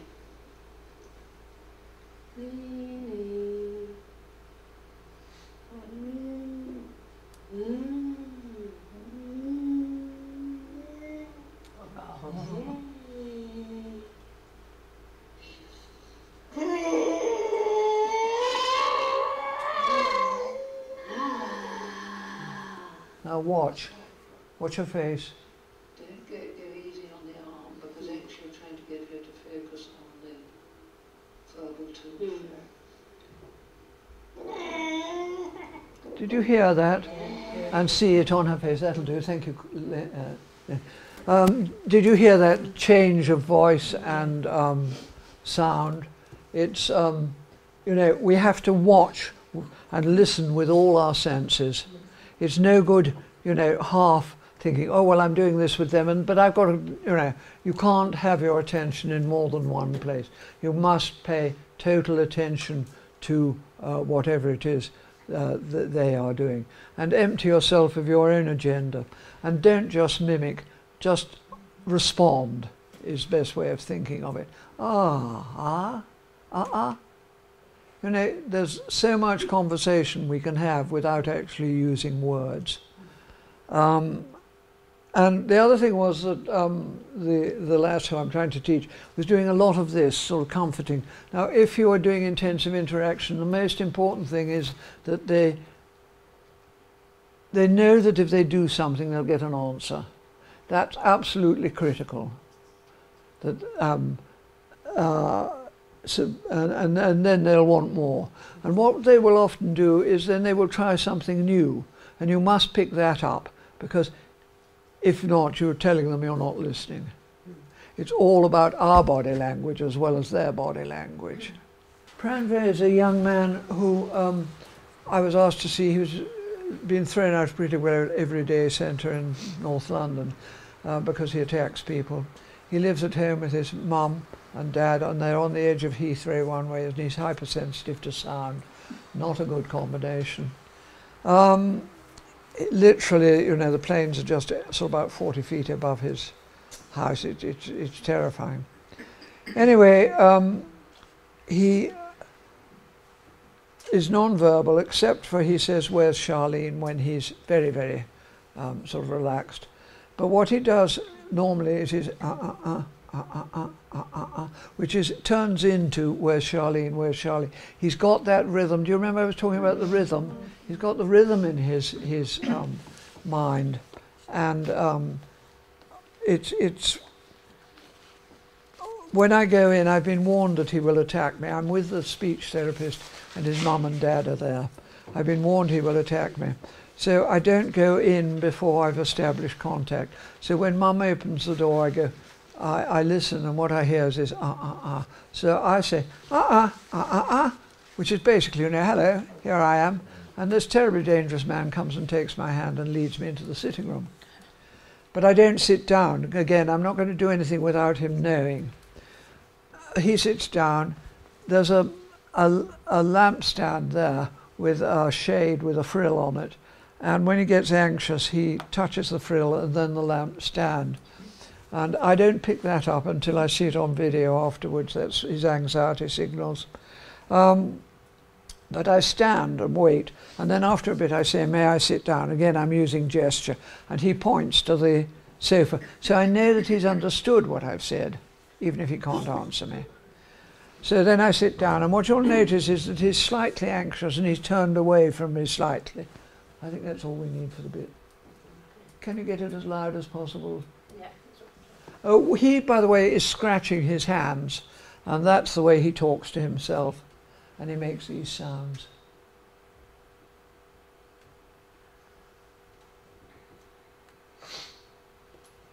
It's all right, it does, I think, if you press play.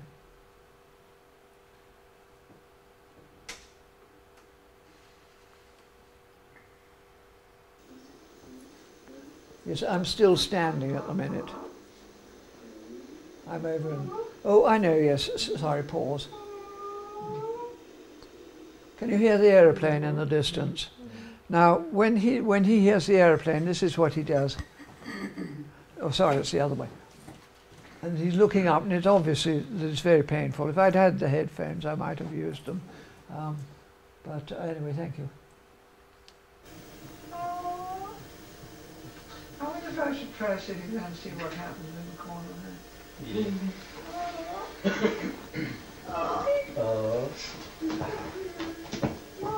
No, sit down on the toilet. Don't move. Don't move. Don't move.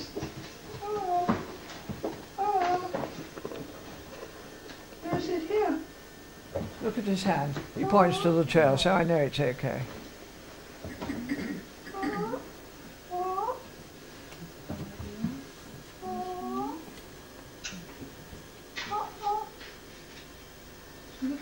You can see he's anxious because he's turned away from me slightly. Can you see from there?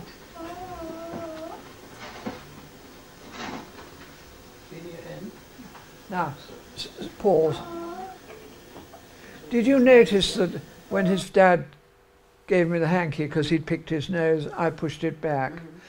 That's because, like the other little boy, I'm not going to get into the custodial role. You really got to avoid that because it's a trap. If you fall into that, you've lost the interaction. So just ignore all the sort of physical things that go on and go on with the interaction. Okay, thank you.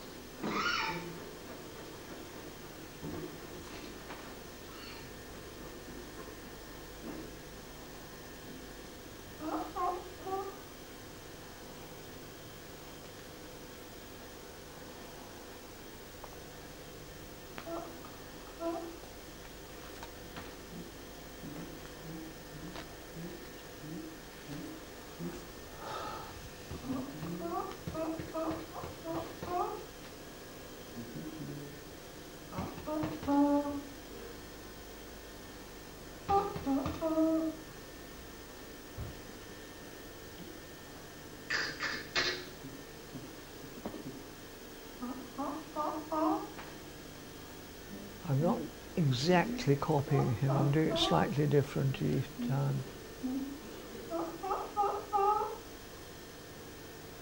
But using his language as a basis. Then he's got this ball of string which he hands me, much to my surprise.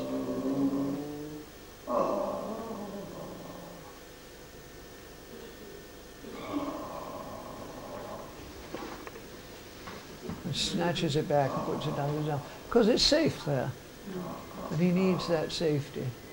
And then he gives me his hand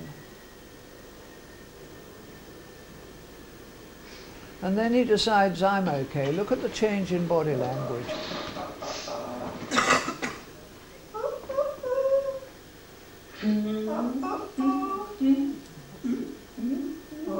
I've only been in that house 10 minutes and this man who's so dangerous nobody will work with him.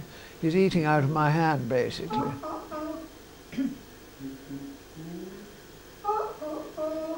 So now I'm using his sounds but I'm also drawing them on his skin. And he changes to and I do So I'm drawing the sounds on his skin. Now I get overconfident at this stage and I move in when he's not looking. And look what happens. He can't cope with it, immediately overloaded, warns me off. So I just bang something else, and that's all right. We go back to the beginning again.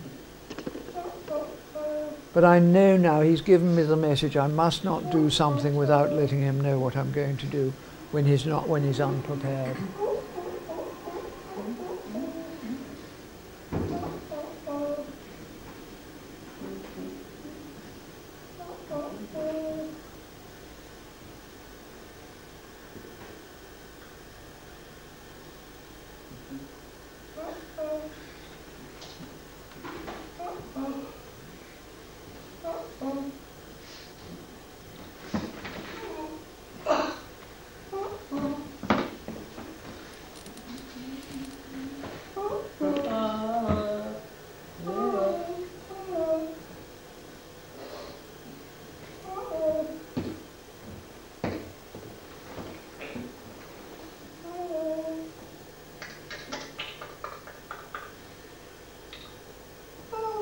So he wants me to confirm that. Now I wonder what I don't get this. I don't know what he's trying to do. And then he shows me and he wants the bottom running down. Could you, Lynn, could you? Thank you. I showed this one day to a woman with Asperger's syndrome, and she said, oh, what he's after, it's the difference between soft and hard. And he needs to confirm that when he's beginning to lose it. Really weird. I mean, the things they pick on, but we've got to understand that they are all part of people's language.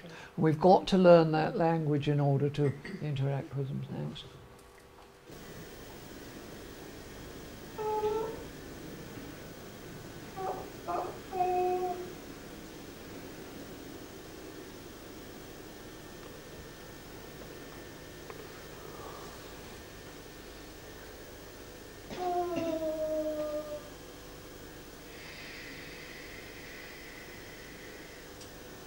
So if he's not holding my hand, I'm not going to take his, put it that way anymore. I leave it to him.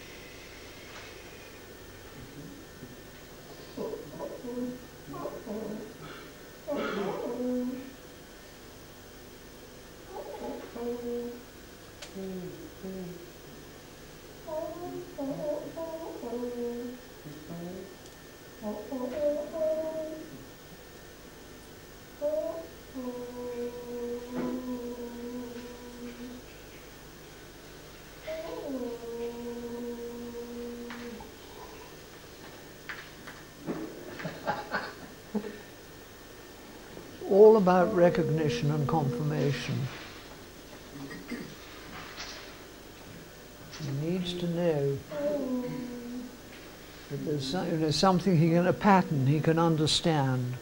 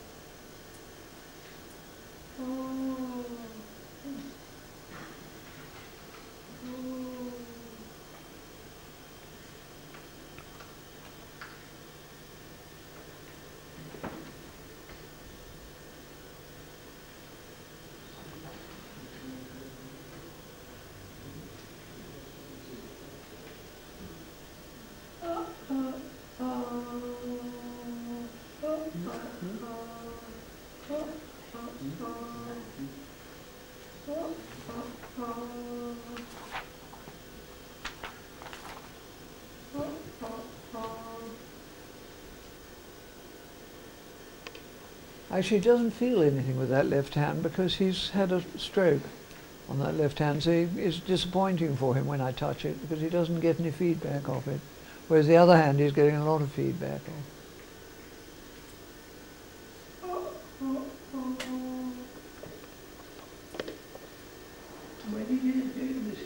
At this stage, he goes for his anxiety thing, which I don't understand at the minute. I touch the top bit. I don't get the running my hand down it. And he tries to make me, and I can't think what he's doing, and so I stiffen and pull back, and then he just pushes me away. I think we certainly would have gone on if I'd been able to read that particular signal.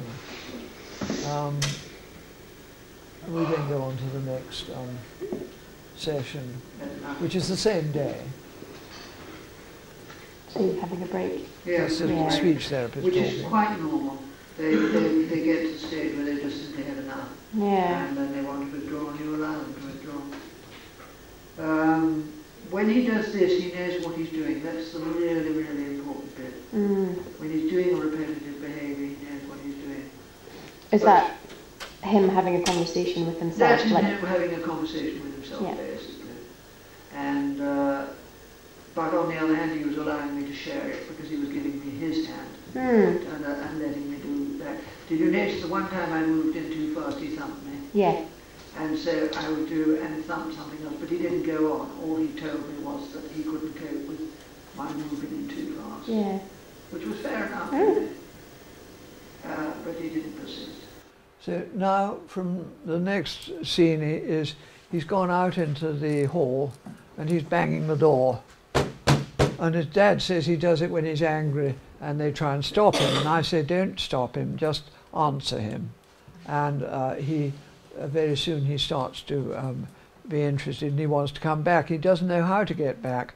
So he throws his bunch of string in. So he's got to come in and get it. And very often they will develop strategies which actually help themselves to do something. And he comes in. And Dad says, I see that we've been trying to, I don't know the word she used, trying to control him, was though you're always there for him. And I'm saying, yes, you have to be there for them, rather than trying to control them. It's all right, Lynn, don't start. No, it's just seems to be jammed, that's what just into move.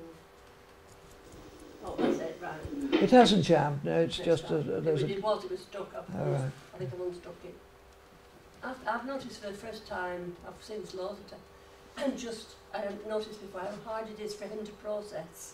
How what? How difficult it is for him to process what's going on. Oh yes, absolutely desperate. Well, he's always worrying about these wretched planes that are going over. Okay. Hang on. Well, is it? Oh, is it supposed to be running? Yes, let it run now. Play it now. It's ready to go on the banging door. Yes. Yeah. Yes.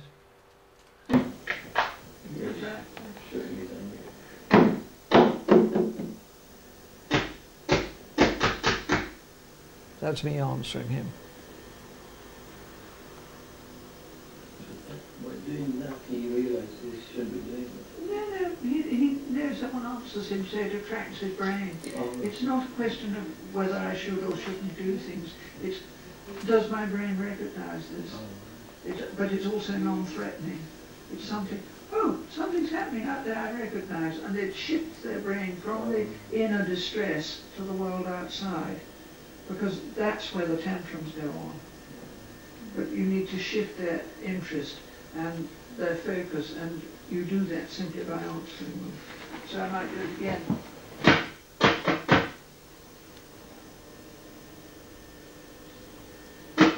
So you're very much with him. We've been against. We've been going. Yes, that's right. We have to be with them. We have to be there for them. Yeah. And not to think in terms of our reality. One of the problems is that their reality they experience is completely different from the reality which we experience. And we tend to try and base our strategies on our reality without understanding their reality. And so we have to go in and work with theirs.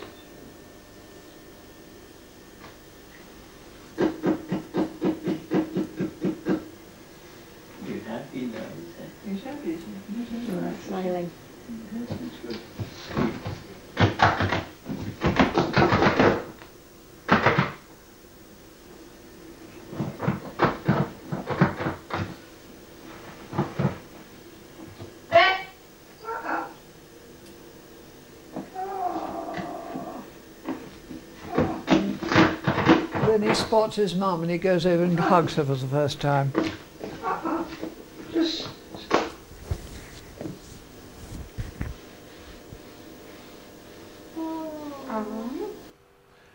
and then we ran out of film.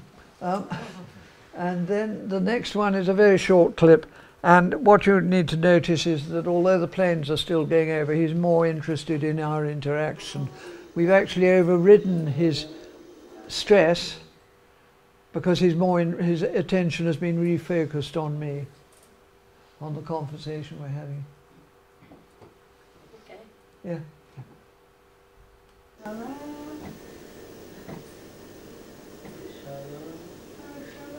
Do you see how we've got where's Charlene now? He's gradually developed it.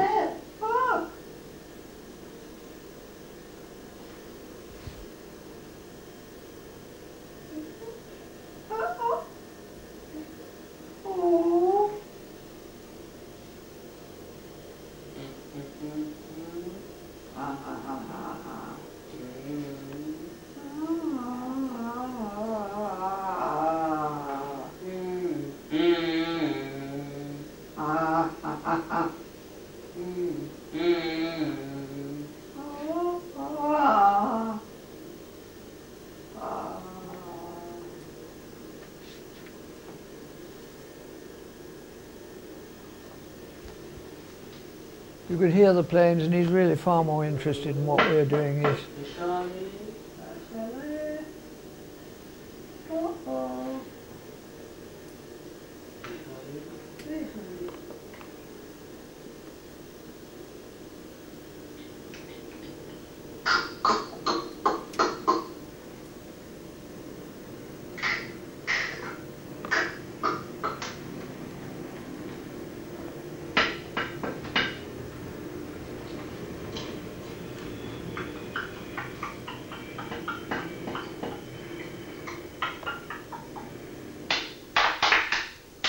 He starts the clapping. He loves rhythm.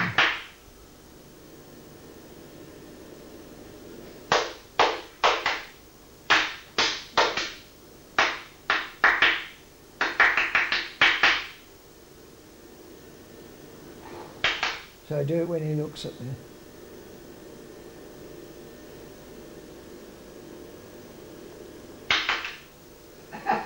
Now the next scene is where it gets really, really interesting. And this young man comes over to me. He's got a bouncy chair and he puts it in front of me and he bounces up and down and he looks around for me to do it. And then he starts to hum. Now his speech therapist and mother and father says he's never, ever, as far as they know, said anything but "Where's Charlene?" Anyway, he clearly now wants to show me what he can do. And he's going to prove them wrong. And he starts making sounds. First of all, it's the rhythm. And I keep on about this. They get the rhythm before they get the sounds. They have real difficulty in struggling with the muscles to get the sound. But what we get first is and then we get ba ba black sheep, ba ba black sheep. And it's the first time I've ever seen him. And, you know, he's never done this before. And then he goes on to ow, ow. So he gets the rhythm of the second line, which is heavy when you wool, heavy when you wool. But what's fascinating is that in an effort to get the muscular, the muscles going in order to say this and to organize it, you can see his, you know the phrase, getting your head around something? Well, he does a lot of that. But then he's actually, his chin is absolutely wobbling while he's trying to get the words out. But you'll see all that. Thank you.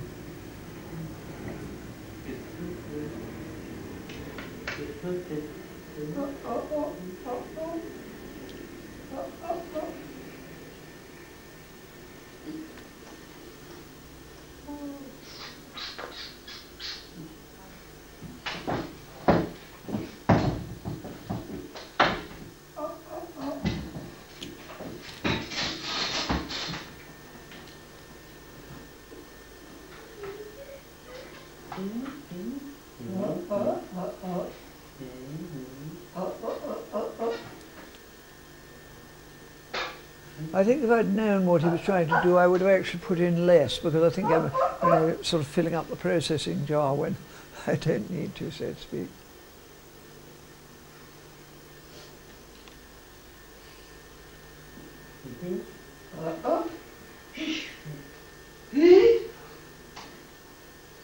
So I'm wobbling the chair at the same time as it sounds.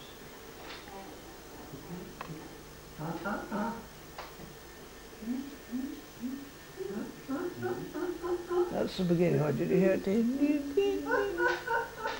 I've no idea what he's trying to do, nor has anybody else.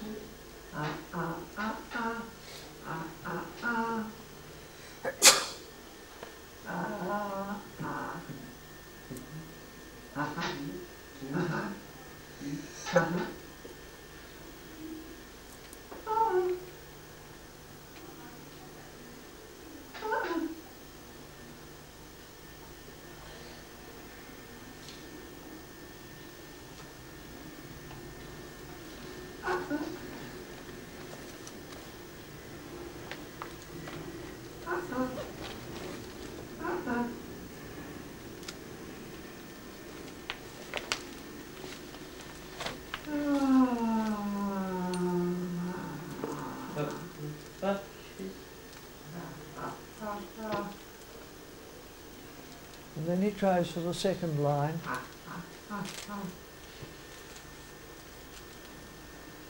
Watch his head very carefully.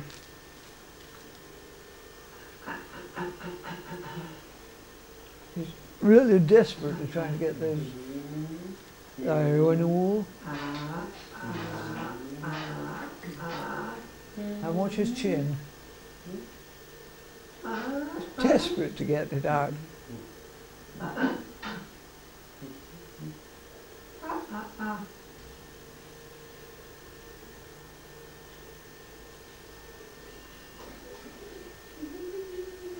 And then he goes out for a second or two and he comes back.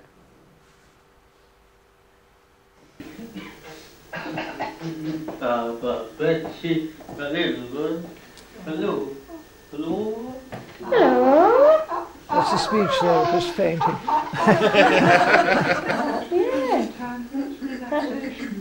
That's it. It's the only time I've actually got, that was 3 hours work from, you know, non-verbal to verbal in one go. But what you can see in all these is that the stress is just pouring out.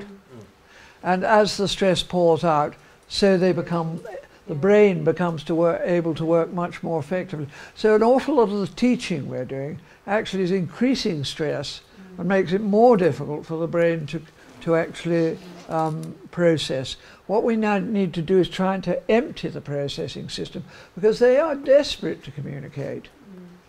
And they will seize any opportunity to do so, but they've got to get this emptying first in order to be able to, for the brain to actually work at its most effective.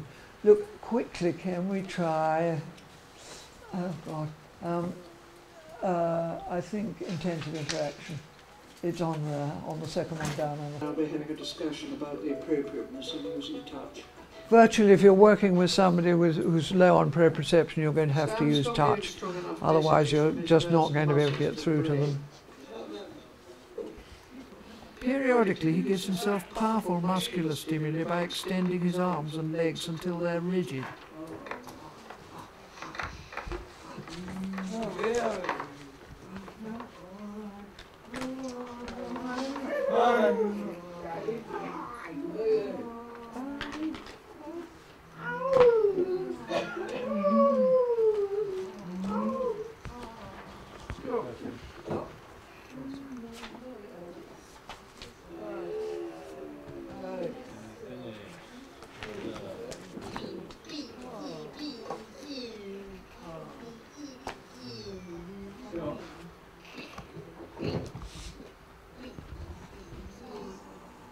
I try using light touch, but he flinches.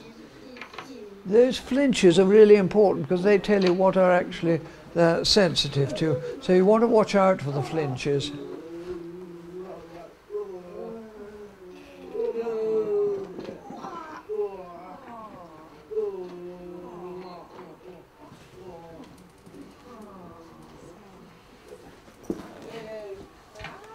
but it works later on when I use firm pressure.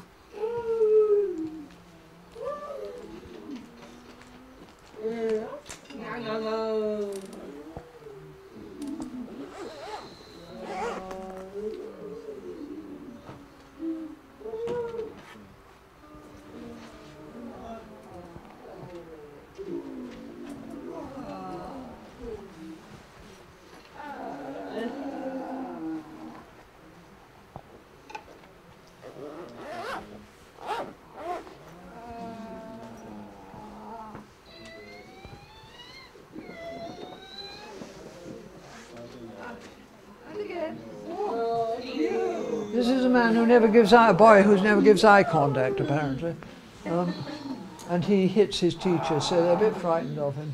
So we're rather desperate to find some way of getting through to him. All these kids have been chosen because nobody can get through to them.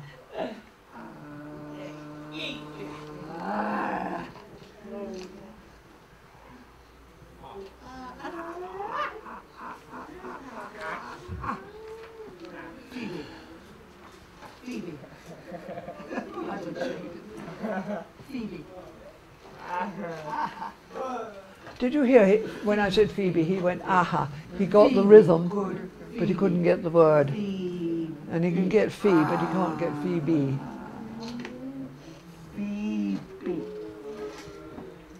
And then I overload him, and he goes into his sort of stretching routine.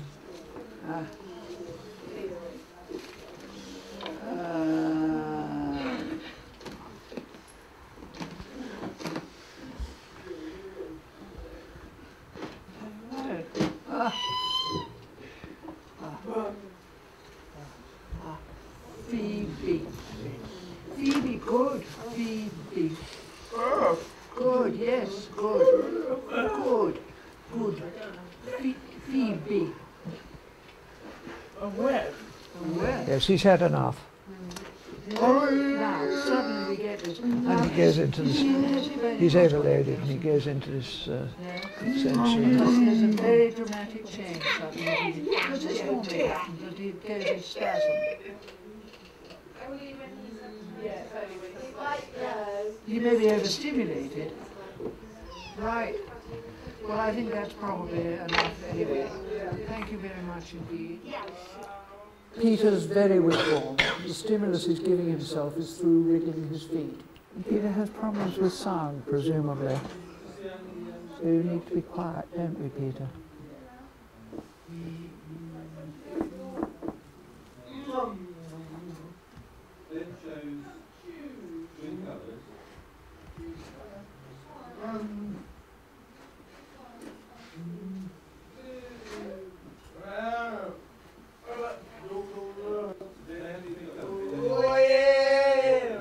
Now the way he's talking to himself is banging his feet. So that's the feedback he's giving himself, so I'm going to have to use that to get through to him. You have to look at the whole body, it's not just the sounds they make. What are they doing with their body?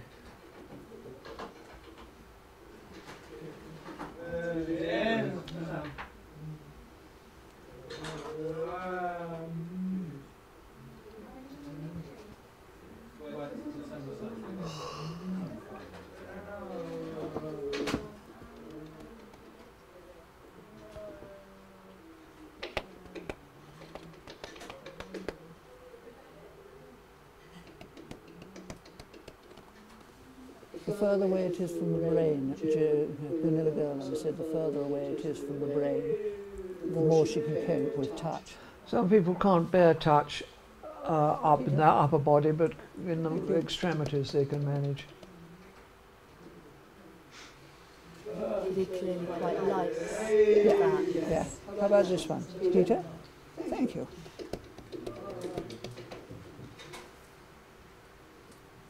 I'm looking for signals that have meaning for his brain. Peter? I'm going to make it a bit stronger by pushing on his leg.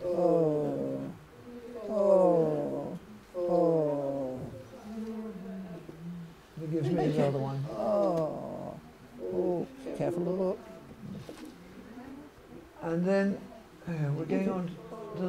chap. Where a child's giving themselves feedback in the He's the one who's biting himself. It may not be enough to echo back visually what they're doing. So, Scott bites and chews jigsaw puzzle pieces, placing pressure on his lips and teeth. He is not interested when he sees that I'm doing the same.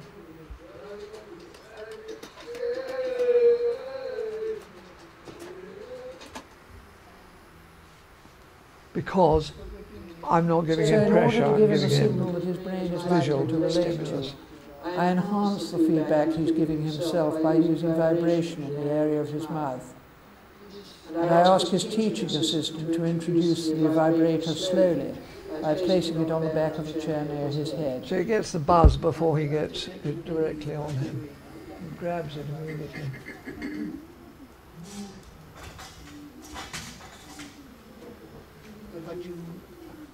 Eventually he smiles and holds the vibrator. Lynn, could you pause? Lynn, could you pause? I'm pretty sure this fellow's got TN. There are two types of trigeminal neuralgia. One's a sort of low-grade one, and one is where you get these great surges of pain.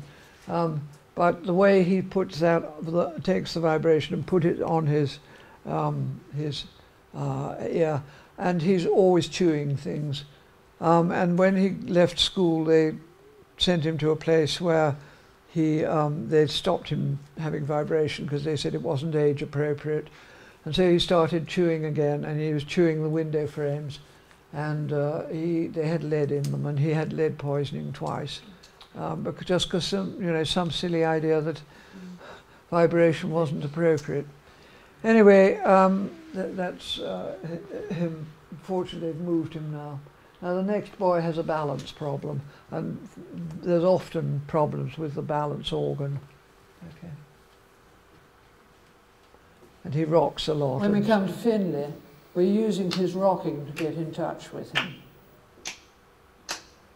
Well, I've tried to shift his attention from his own solitary self-stimulation to an activity we can share. That's something you're always trying to do. You're using their movements and things to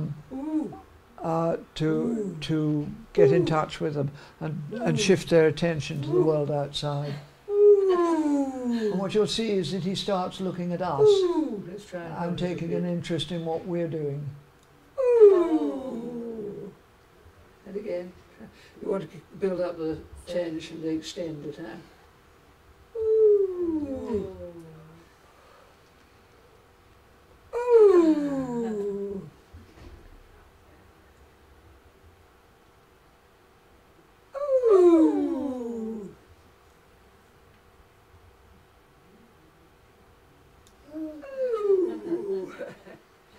Now we want to, if we can, get him to make a sound first. There. Ah, ah, ooh.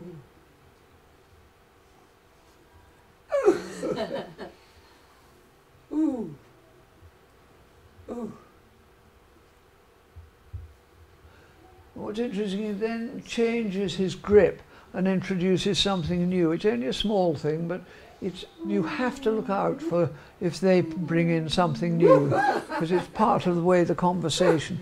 You know, it's not a game, it's not something you do with people. It's an interaction you share, and it's a conversation which is open-ended.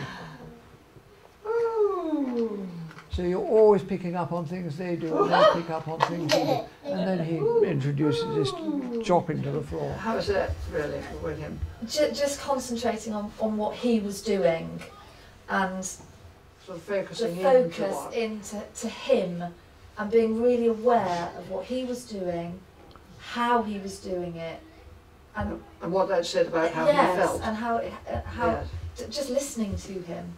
Yes, listening in the sense that one listens with all one's senses. Absolutely. I think I would look to, using, as I say, a swing and trampoline, because of this, he really likes that jolt.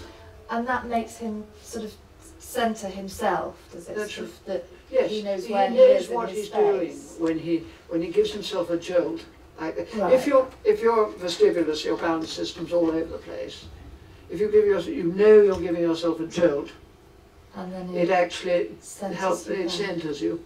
And really this is part of what we call sensory integration, and it's another part of what we do to try and bring signals which the body understands. So we're not only giving them physical stimuli, and we're also... You see, what I'm trying to do is I'm trying to, A, bring down the sensory difficulties they're having by attending to the visual and auditory stuff and the proprioceptive stuff, and B, give them signals which they have meaning for them. So on the one hand physical inputs, and on the other hand using their body language. So it's a sort of triple whammy, really. We're looking at all aspects of communication with them. Okay, thank you. Giving them stimuli that the brain can take on board immediately, which taps into their behaviour. So because they feel centred and because the balance is right, they're more able to... Then they're more able to connect. To focus on what's happening in somebody else. Ollie finds it very difficult to join in anything, and he wanders about randomly.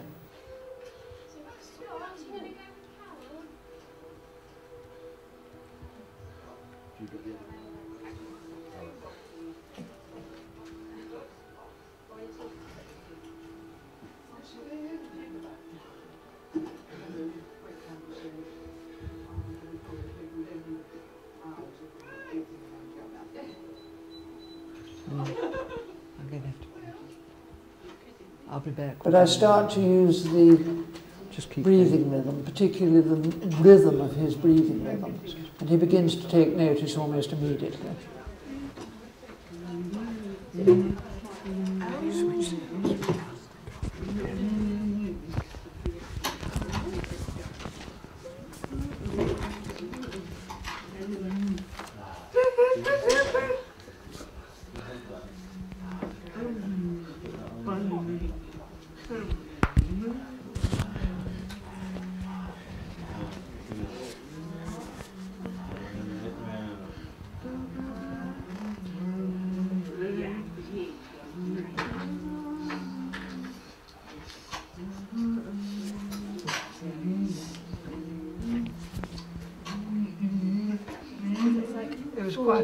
I've never seen Ollie Friday do that. And you might get the eye contact.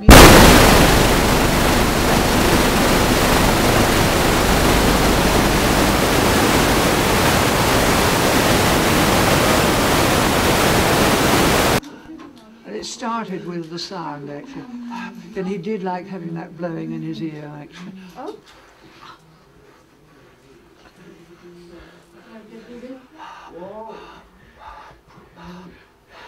His whole face is lifting. It's the stress. He's so happy.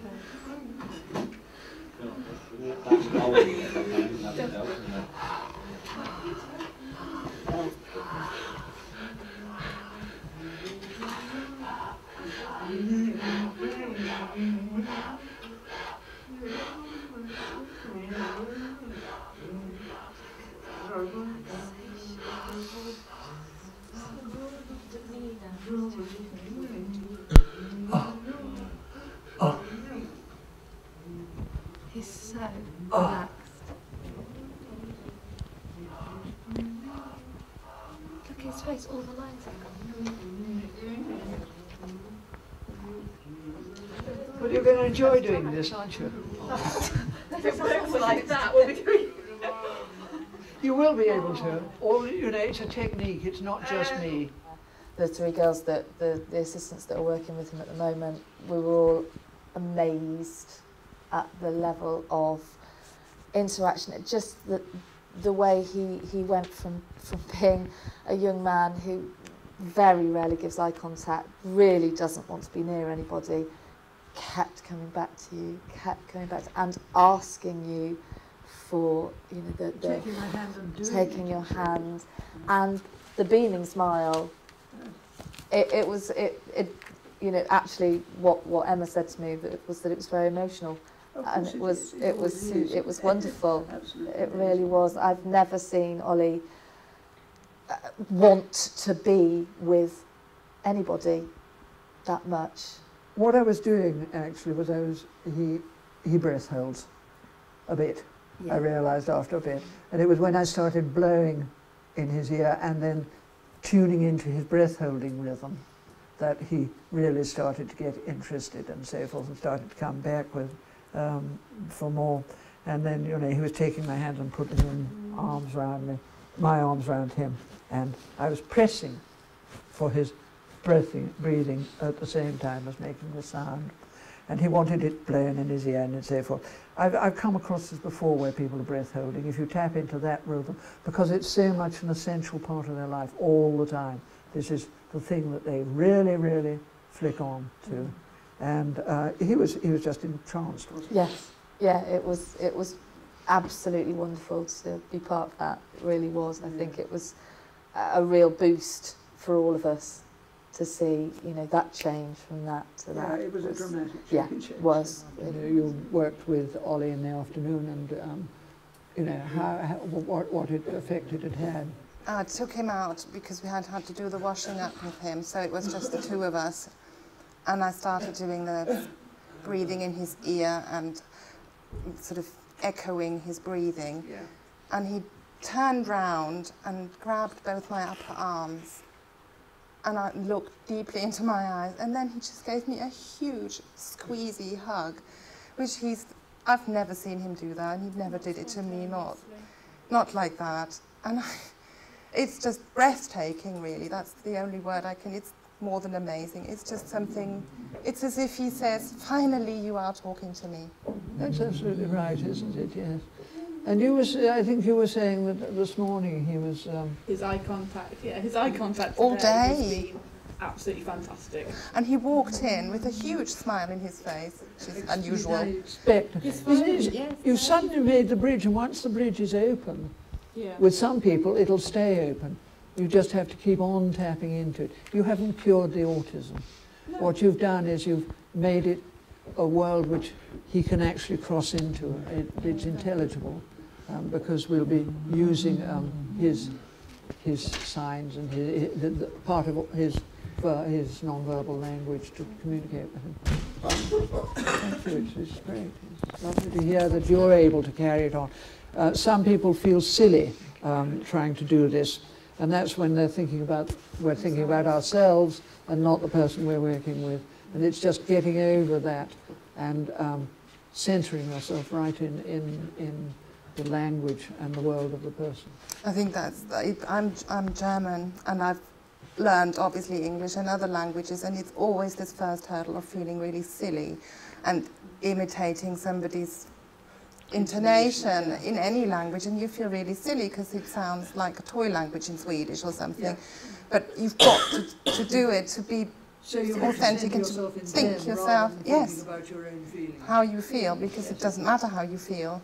Yeah. In that, if you want to understand and communicate, you have to think about the other person. This is the language their brain is familiar with.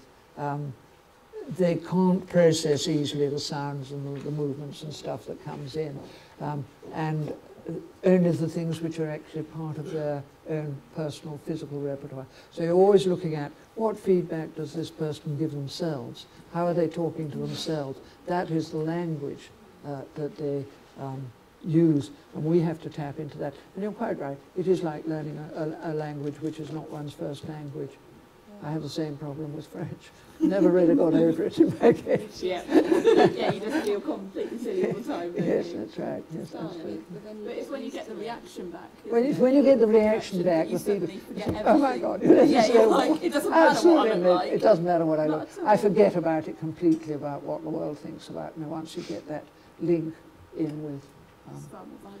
I also found interesting yesterday, and that was new to me when you did the interaction with him, what I knew before about intensive interaction was copying and mimicking, and we were kind of, frantically trying to twiddle like Ollie does and do everything that they do and just copy, whereas your approach is, I don't know, is it like an echo more? It's answering really and responding rather than actually mimicking. But also you're quite right, you may have to go through a number of different things before you hit the right element. Yeah, I think we tried everything all at once, didn't we? We were rocking and twiddling at the same time, and And actually, with him, it's the breathing rhythm, which is and we've never even thought of trying the breathing, really, had we? Not We Not always very had a long. bit, but then we stopped. But it is that he actually breath holds, and if you get a child who breath holds, you can almost always tap into that. It's just a trick of the trade in a way that that's the one which dominates their lives. That's the thing that they're constantly aware of inside. It's a lot more vocal now,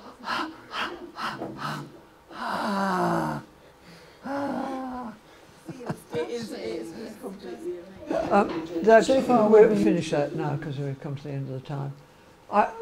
Did you hear the teacher say, I've never seen Ollie want to be with people before? And I think that's what intensive interaction does. That film is, as I say, it has a number of different children working with them.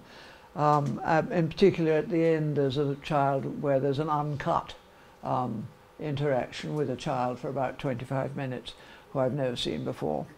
So really, thank you very, very much. I'm sorry we've come to the end now, and if there's still some books there if anybody wants them, or film, and you've been a splendid audience actually.